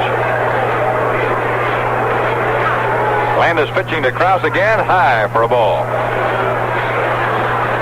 Club is scheduled to arrive in Kansas City tonight sometime around 10:10.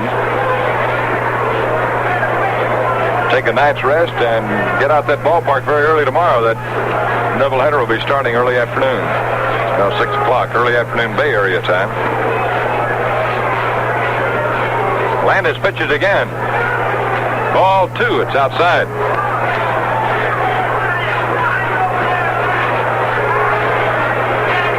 Well, you baseball buffs back home who like to save big things, I hope you saved the headlines and the box score of yesterday's game. That's definitely a history-making contest. Many things have happened in the years I've been around baseball, and there's always something that you try to save, and definitely that one's going in my book. Krause swings, hits one deep to left field. That ball's going to hit the wall. Krause gets a liner off the wall, and here comes Green trotting home to score. It's a single for Lou Krause. It would have been a home run about anywhere else. A smash off the wall. Let's pause for station identification. This is the Oakland A's Baseball Network. The Good Life is here on KNBR AM and FM, the big one in San Francisco.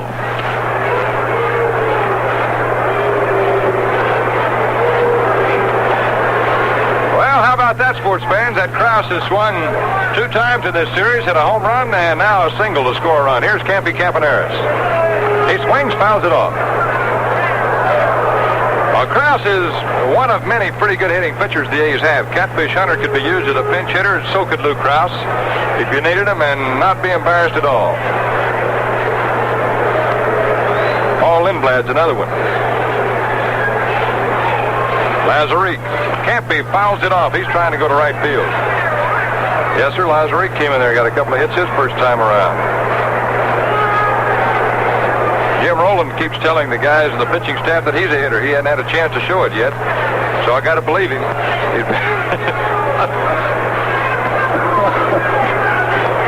He does pretty good in those tater contests before the game. Here's the 0-2 pitch to Campy. It's high for a ball. 8-1. The good guys in the white shoes are leading, even though they're wearing the black ones today. Talking about pretty good hitting pitchers, Odom doesn't do badly either. When he connects, when they throw it where he's swinging. And Johnny might have been such a good hitter, he almost ran himself right out of the game yesterday. He was trying to bunt for base hits and everything else, and it was just a hot day.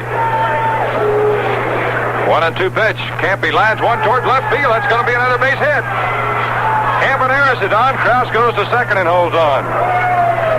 The swinging A's is doing some connecting these days. Yeah. Now here's Joe Rudi. Funny part about it is the money they picked on all of the Boston pitchers. Not just 1 or 2, but all of them. Everyone's been in the ball game. Well, in that big game yesterday, in case you didn't hear it, the A's scored 5 runs on Jarvis, the starting pitcher, in 2 1/3 innings. They scored 5 runs on the relief pitcher, Lee Stang, in 2 1/3 innings. They scored 5 runs on this self-same Bill Landis yesterday in just 2 innings. And they scored 5 runs on Gary Rogenberg. So 4 different pitchers they scored 5 runs off of, and Lyle came in as the 5th man, and they got a run off him just for good measure. And Culp, their big guy, they got 6 runs off him today. Now here's Joe Rudi. Landis sets and throws. Rudi lines one to left center field. That's going to be another base hit. Coming around third is Krause. He's being held up. Yastrzemski played that ball well. Gets it in. The bases are loaded. Well, that's what we mean by in this ballpark. You can get 2 or 3 hits and still not score because the outfielders play so shallow. And I want you to know that Reggie Jackson comes up now with the bases loaded again. Let's see, he's never hit a major league home run with the bases loaded. This might be his day.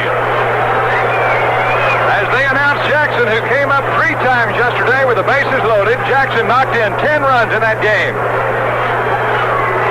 Jackson today has knocked in 3 more runs with a double, a triple, and a home run. Now the Boston catcher has appealed to the plate umpire about Reggie Jackson's bat, and the plate umpire is throwing this bat out of the ball game that Jackson has. Jackson has been using the same bat for something like 2 or 3 weeks. And the Boston catcher, Russ Gibson, complained about it, and what he complained about is there is a flat spot where part of the wood came off this bat. And what they don't know is he's been using it that exact same way for 2 weeks. We noticed it the first day in here, and Reggie said, I'll put a little pine tar on it. I don't think anybody will notice it. So he's going to have to start doctoring up another bat now. Be interesting to see if he take that same bat down to Kansas City. If he uses the same one, he'll try it. I'll guarantee you, because when you find a hot bat, you don't want to give it up. Now, what's funny is he's used that same bat in the whole series, and they just now noticed it. I think they could probably put that bat on a lathe and round it out again, Mike. Not much way to do that. This has got a pretty big hole in it. All right, bases are jammed for Reggie Jackson. Bill Landis gets set. Here's the pitch. Outside and high, ball 1. All it would take is a fly ball to the outfield to score another run. And that would give him the cycle. Landis to the stretch. The pitch. Fouled off. Oh, he had a cut. He had a cut at a curveball, then it really ripped. 1 ball and 1 strike on Reggie.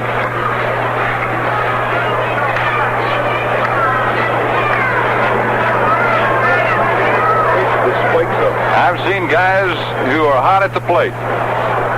This young fella has been sizzling. Krause at third, Campy at second, Rudi at first. Here's Landis pitching to Jackson. And it hits him on the arm. Reggie Jackson is hit by a pitch. That's going to knock a run in, and I hope Reggie's not hurt. Jackson is hit on the hand, and the trainer was out of the dugout in a hurry. The little finger of the right hand, and it is hurt.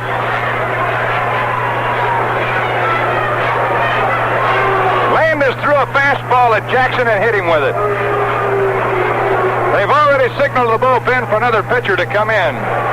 This one might have already done the damage. That's about as hot a batter as you can have, and then they throw at him and hit him in an 8-1 ball game.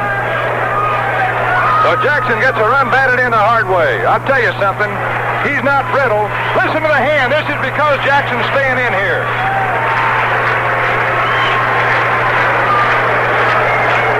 Oh, man, I wanted to see him get a swing right then. Boy, so did I. And I'm sure the fans here did, too. Bill Landis hit him with a pitch. A fastball thrown high and inside. Reggie couldn't get out of the way. He tried. Now, they're going to bring in another pitcher. The A's got another run. That makes it a 9-1 game. Jackson has 4 runs batted in today, 14 in the last 2 days. And I wonder if there's a record for most runs driven in 2 consecutive games. Well, it probably is, Monty. We'll take a look at the record book in just a minute. In the meantime, let's take a look at the American League and see what's happening there. Baltimore playing at Chicago, the first game of the doubleheader. At the end of 8 innings of play, it is 8 for Baltimore and nothing for the White Sox. McNally going against Nyman and Osinski. Blair hitting a home run for Baltimore. That came in the 5th inning with 1 on, his 12th of the year. Second ball game, it should be Phoebus going for Baltimore against Chicago's Joel Horland. California-Washington at the end of 1 inning of their ball game. It is 0-0. Messerschmitt going against Moore. Seattle and New York at New York at the end of 4 innings. The Yankees 2, Seattle 0. Talbot started for Seattle. Boutenka has come on in relief. Bunsen pitching for New York. Detroit and Kansas City at the end of 6.5 innings of their ball game. It is Detroit 7, Kansas City 0. Wilson still pitching for Detroit. Nelson, Berkmeyer, Hedlund, and Rooker have all pitched so far for Kansas City. Northrop had his 11th home run for Detroit. That came in the 5th with 2 on. Cleveland playing at Minnesota at the end of 4 innings. The ball game is tied up at 2-2. Cleveland 2, Minnesota 2.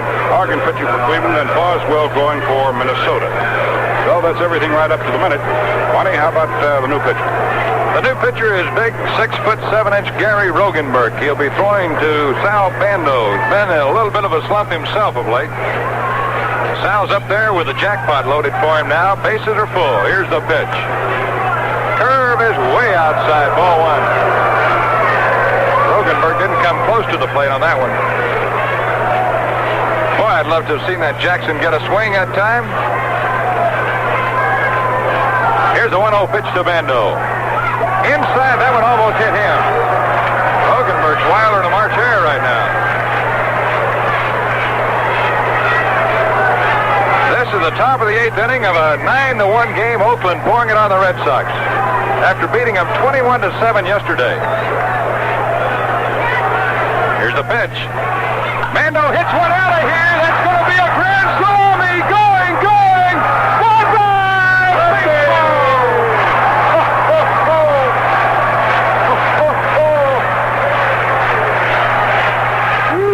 Chuckled up. Bando hits the jackpot. That's his 11th home run of the season, and did he give that one a ride? Way over the left field wall. Well, let's see. That's got to be his second Grand Slam home run this year, Monty. And it's the 13th Grand Slam home run in the American League up till now. Reggie Jackson is draped all over Bando going back to the dugout. Sal is all smiles. He really wanted that one. He really needed it, too. It's now, what's that, 13-1. Here's Danny Cater. It's a called strike.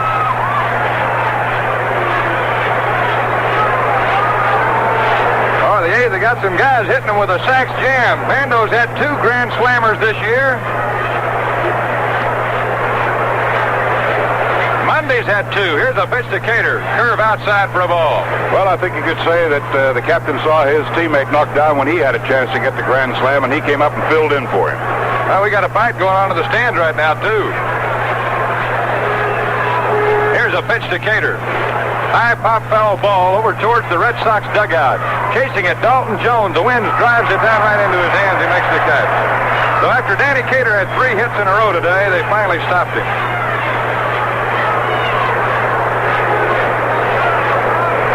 Oh, I'm telling you, I've come to believe that measles are my favorite disease. I put down red dots for runs batted in, and I've seen a lot of them the last couple of days for the guys in the white shoes. Would you like a piece of my scorecard to keep the rest of them on? Here's Rick Monday, who's knocked in 3 runs today. Gary Rogenberg throws. Monday takes, calls strike on the outside corner. Monday, Jackson, and Bando. Arizona Staters, all 3, have hit long taters here today.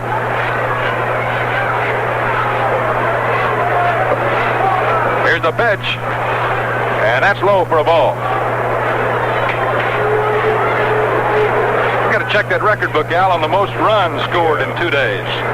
Forgot that by a ball club. Rogenberg throws. Monday takes it way outside for a ball. It's 1-1. But the A's scoring 21 runs yesterday and 13 so far today. I'd say the Boston front office might be doing a little shopping around for pitching in the trading market before midnight tonight. Here's a 2-1 pitch. Monday slams one down the line in left field, but it's going to be foul.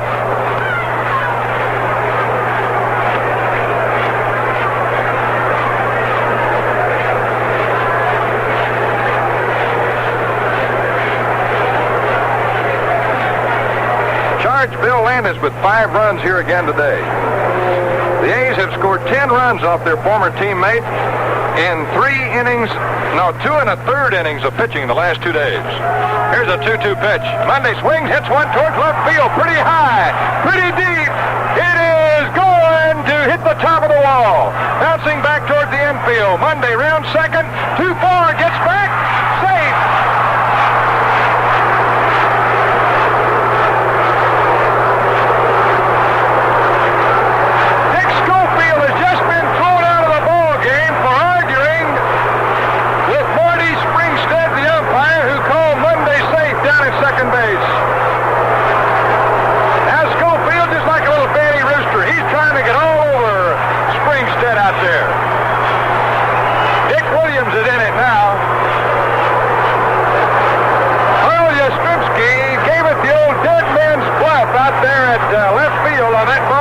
Monday. The ball hit the top part of the wall in left field. Yastrzemski turned around when he heard it hit and took the carom. Monday took a big lead around second base. Now here is Dick Williams being thrown out of the game. So Springstead is 2 for 2 in this inning himself.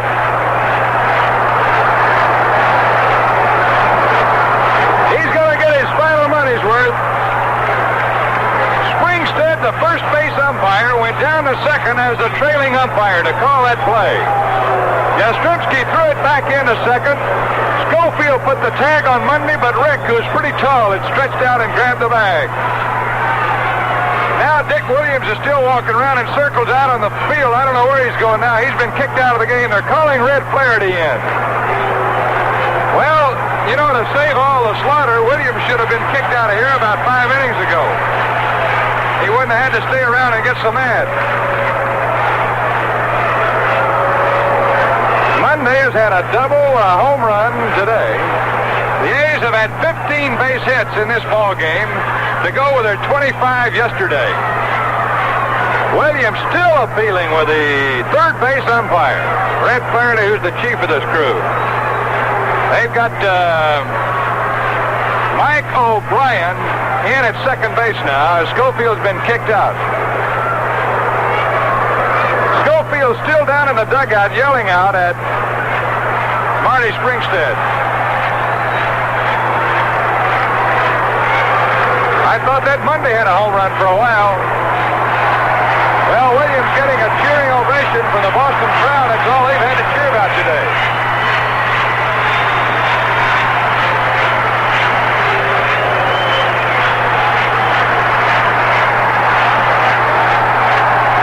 Williams, the hero of Beantown, as he goes into the dugout with his cap off.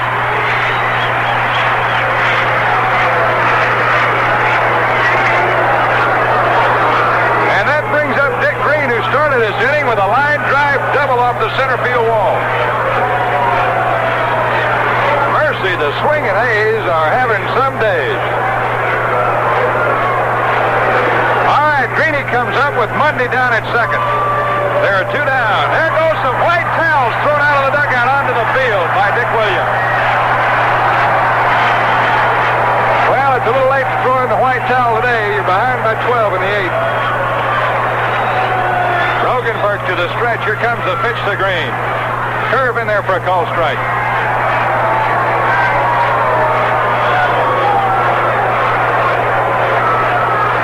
And that brings up Dick Green, who started this inning with a line drive double off the center field wall. Mercy, the swinging A's are having some days. All right, Greeny comes up with Monday down at second. There are 2 down. There goes some white towels thrown out of the dugout onto the field by Dick Williams. Well, it's a little late to throw in the white towel today. You're behind by 12 in the 8th. Rogenberg to the stretch. Here comes the pitch to Green. Curve in there for a call strike.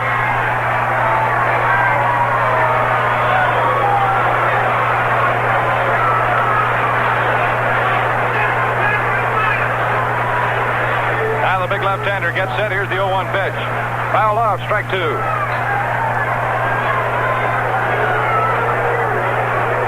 Here's the final from the National League. Atlanta beat Pittsburgh today 6-4. Reed, the winner over Blass. We'll have all the scores of all the other games for you after this one. The pitch to Green is outside for a ball. We got a windstorm whipping up out around second base. We can't find the record for most runs scored in 2 games, but I believe it's in one for the book. We carry all kind of record books with us. It's a matter of trying to find these kind of offbeat records. I know they've got things like that somewhere.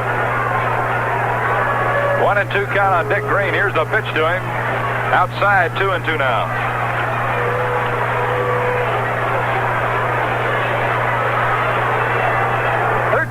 Oakland leading in the 8th.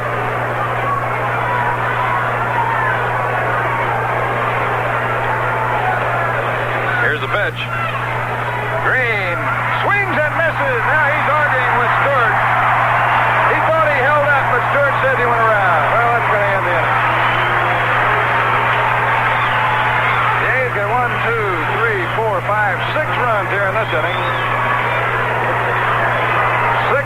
hits. There were no errors. One man left on.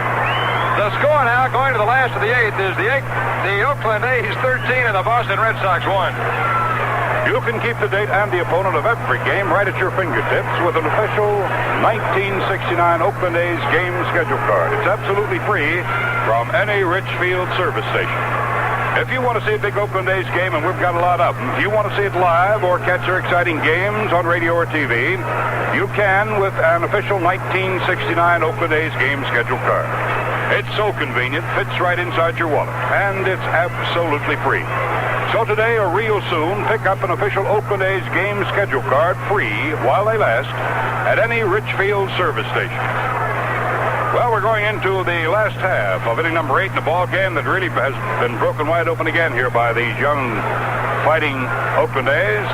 13-1 to score, and they picked up 15 base hits to get those 13 runs.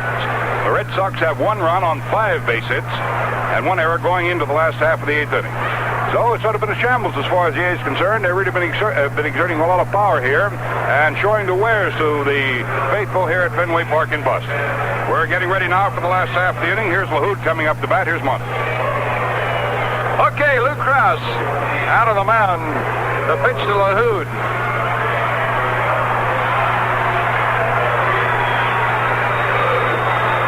Krause came on in relief of Jim Nash. Left-handed batter with real good power. Up here's the pitch to him. Hot shot on the ground. Green's going to rob him again. He's out in short right. He's got it. He throws to first for the out. I tell you, Green's got him played perfectly. He's taken 2 hits away from LaHood this afternoon by position play. Now there's 1 out in the 8th, and the batter is Schofield.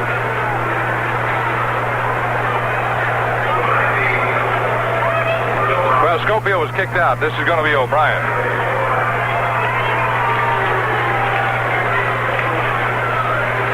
We've had fireworks today. Here's a pitch. Slider's low and away, ball 1. Speaking of fireworks, wouldn't it have been something to be back in Oakland and scoring all these runs on home runs? Finley's fireworks would have fallen right out of the sky. Here's a pitch. There's a drive into left center. Hit well. Mundy going hard. Leaps it. He's got it. A great catch by Mundy in left center field and a dead run. I don't know what it's going to take, folks. These Boston people are being convinced, and I'm not exaggerating now. I'm enjoying, but not exaggerating, these good plays. Mundy just flat out ran that baseball and leaped up in the air and caught it with his arm stretched as far as he could away from his body.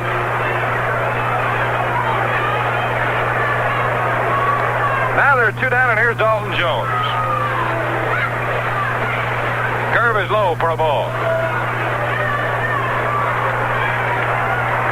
We've got a plane to catch an hour and 48 minutes from right now.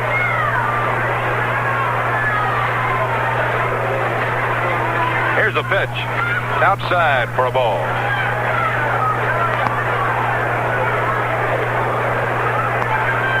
Be no problem. This is one the A's won't mind missing if they have to. Because of the results of this one, there's a pitch outside, ball 3 from Krause.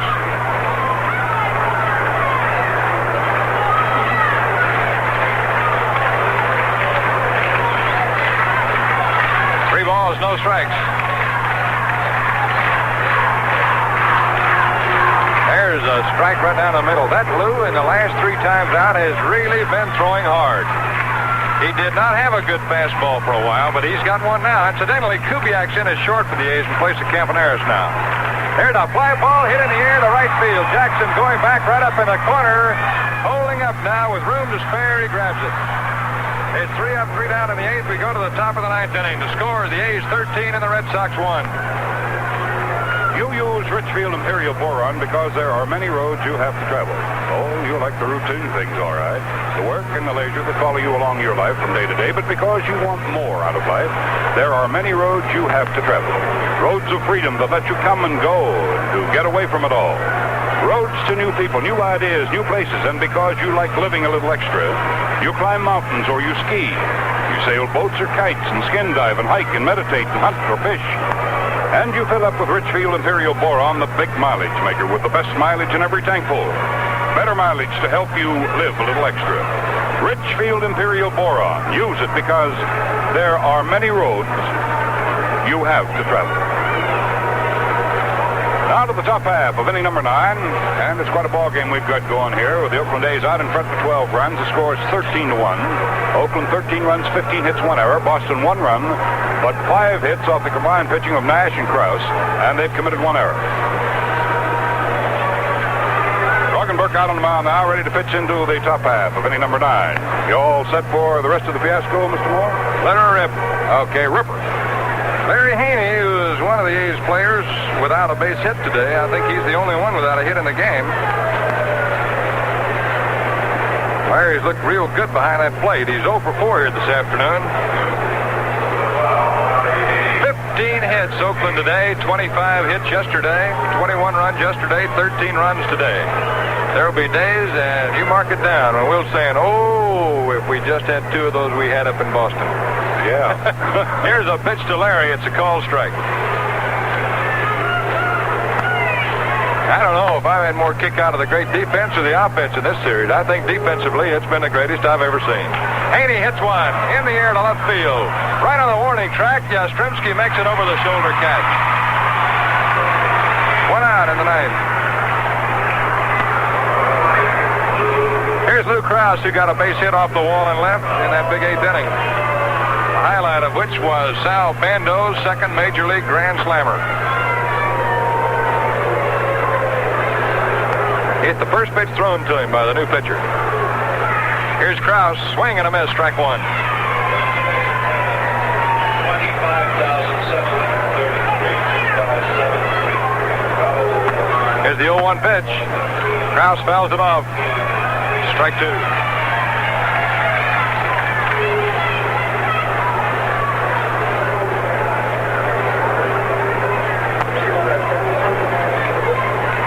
No balls, 2 strikes to count on Lou Krause. 1 out, top half of the 9th inning. Here's the pitch. Curve dropped in there for a call, strike 3. Pretty pitch from Rogenberg. Say, here in New England, there's a guy named Tommy McCarthy, we call him, and we want to ask him to give us the attendance for today. Tommy, move right into that microphone now and tell the people on the West Coast how many are here. 25,733 paid fans here at Fenway Park, Boston, Massachusetts. You got a good ball club here. Hey, what's the matter? What's the name of this ballpark? Fenway Park in Boston. Okay, I just thought you said Fenway Park. Thank you, Tommy McCarthy. Here is Ted Kubiak up now. And the first pitch to him is outside for ball 1. There's a hard curve in there for a call strike. Kubiak came in yesterday and got 2 for 2, relieving Campaneris, who's got neck problems. And Kubiak is hitting .294 right now. Here's the 1-1 pitch. Inside on him. Ball 2. 13-1, Oakland leading. Here's the pitch. Kubi fouls it back. Remember, these swinging A's are going to be home Friday night, and we need all the help we can get from the crowd at the Oakland Coliseum for that big weekend series. 4 games with Billy Martin's Twins next weekend. Friday night, Saturday afternoon, and a doubleheader Sunday. Here's a pitch. Curve outside. One thing about it, Marty, we certainly have seen here at Fenway Park what an enthusiastic crowd can do to a ball club, even the visiting ball club. It certainly sparked our young fellas. 3-2 pitch. Kubiak swings, pops it up off first base. The wind is blowing it down. Maybe a play on it for Dalton Jones. He can't get it.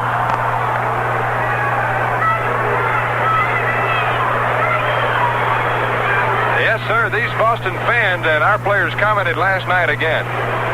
And Hank Bauer even made the mention today. Just playing in a ballpark with this many people, and there are 25,733 here again today, and fans who really enjoy the game, has inspired everybody. 3-2 pitch. Kubiak hits one in the air to left field. Pretty deep. Back towards the wall. It's going to hit the fence up at the top. Smith fields it, throws back into the infield. Double for Kubiak. Ted Kubiak hits one off the wall and left that misses being a home run by 3 feet. That's his 3rd double.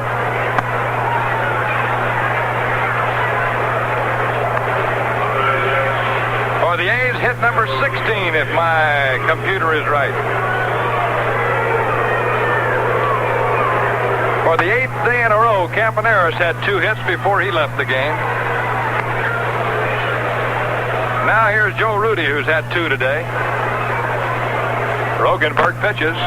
Rudi hits one in the air to left field, but it's not deep enough. Yastrzemski closing in on this one and makes the catch, and that does it. We go to the last of the 9th inning.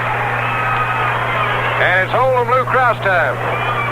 The A's 13, the Red Sox 1. It's got start. It's got stretch. It's got extra mileage in every tankful. Extra mileage so you can live a little extra. Richfield Imperial Boron, the mad, impetuous fuel.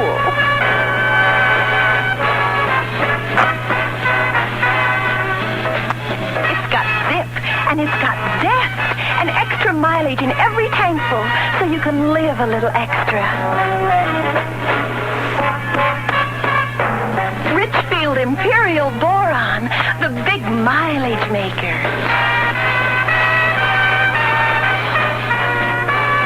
Richfield Imperial Boron, the big mileage maker. It's a mad, impetuous fuel. Atlantic Richfield Company.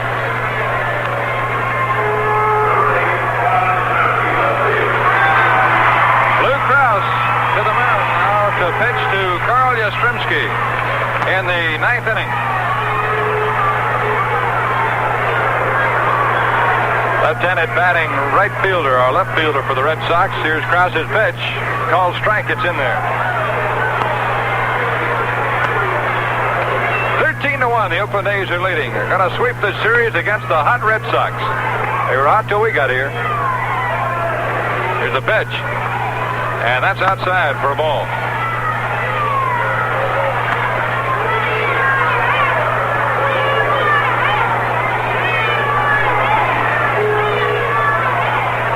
One on Carl.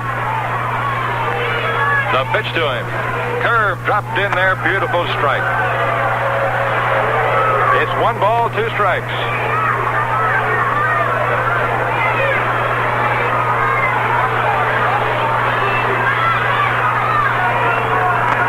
Krause comes to the plate with a high fastball. It's 2-2 now.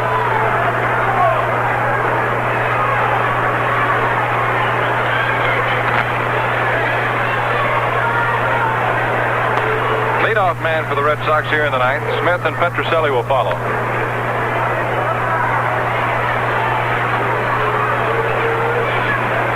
Pitch is a sinker low, ball 3.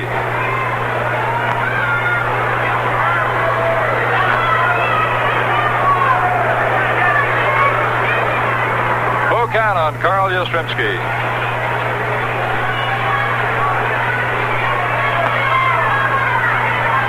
Slow curveball is low, ball 4. Let's pause here for station identification. This is the Oakland A's Baseball Network. The Good Life is here on KNBR, AM and FM, the big one in San Francisco.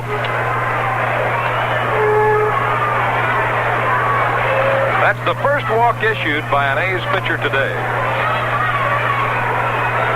Krause now pitches to Reggie Smith, who has had 1 of the Boston 5 hits. Pitch to him is swung on. There's a drive in a deep right field. Jackson back at the wall. Can't get it. It's going to be gone. A home run for Smith.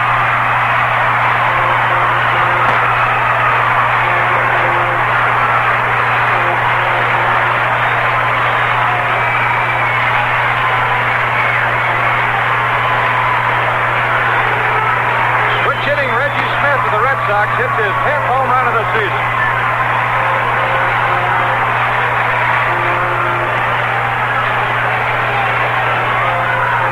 Red Sox homer today, accounting for all their runs.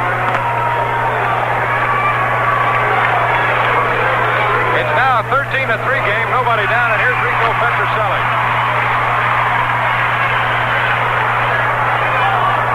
Pitch is low, ball 1. Krause had allowed only 1 hit since coming on in the 7th inning, prior to the walk to Yastrzemski and the home run. Here's a 1-0 pitch. High and inside, ball 2.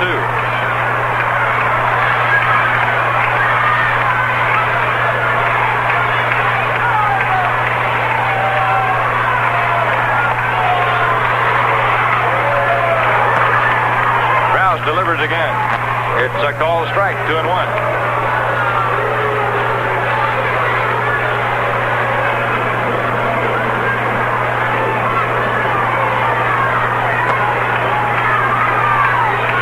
Here's the 2-1 pitch. Hot smash, fair ball down to the corner in left field. Rudy in to pick it up. Petrocelli holds on at first. So the Red Sox are rising here in the ninth. Petrocelli gets his second hit of the game, and now here is Jerry Moses, the catcher, going to pinch hit.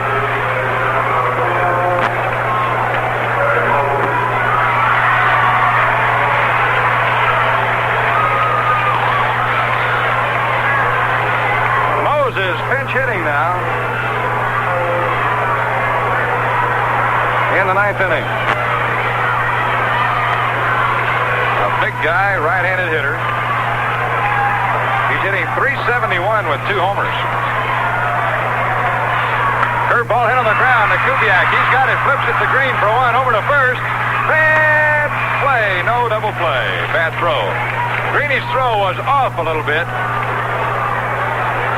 at first base. Cater had to come off the bag. So it was no double play, but they got the lead man, Petrocelli.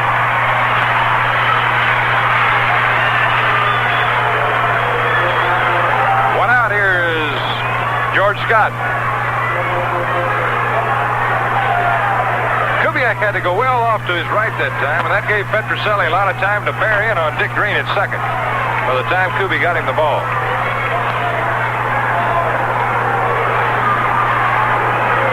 Pitch to Scott, swing and a miss, strike 1. Scott takes in awesome cut at the plate.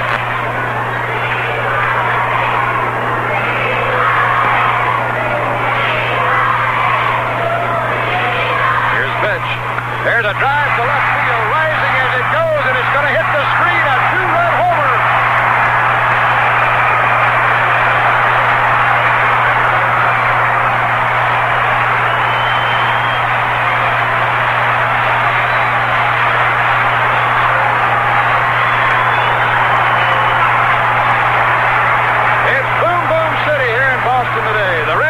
Have teed off on Krause for 2 2-run homers in the ninth inning. That's number 7 for George Scott. Pretty obvious that Lou's just trying to get the ball over right now with this big lead. And the Red Sox are digging in. Now here's Russ Gibson. Pitch to him and a curve high, ball 1.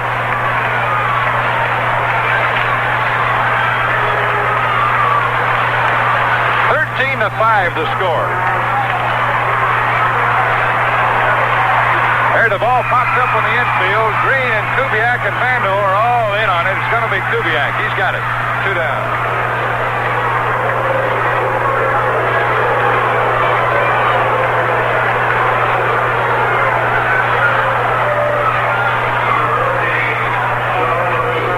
Here's Joe Rudi up for the 3rd time now.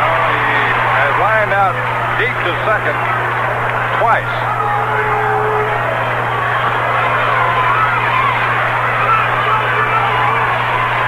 Left-handed batter at the plate. The pitch. Fouled off, strike 1. Dave McNally of Baltimore won for the Orioles today over the White Sox. He pitched a 4-hit shutout. McNally's having quite a year. He's 9-0. I'll have all the details for you on the scoreboard show on our Hitting Home program.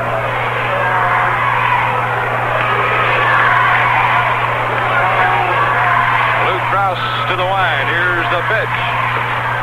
Outside ball. It's a good fastball Lou threw that time.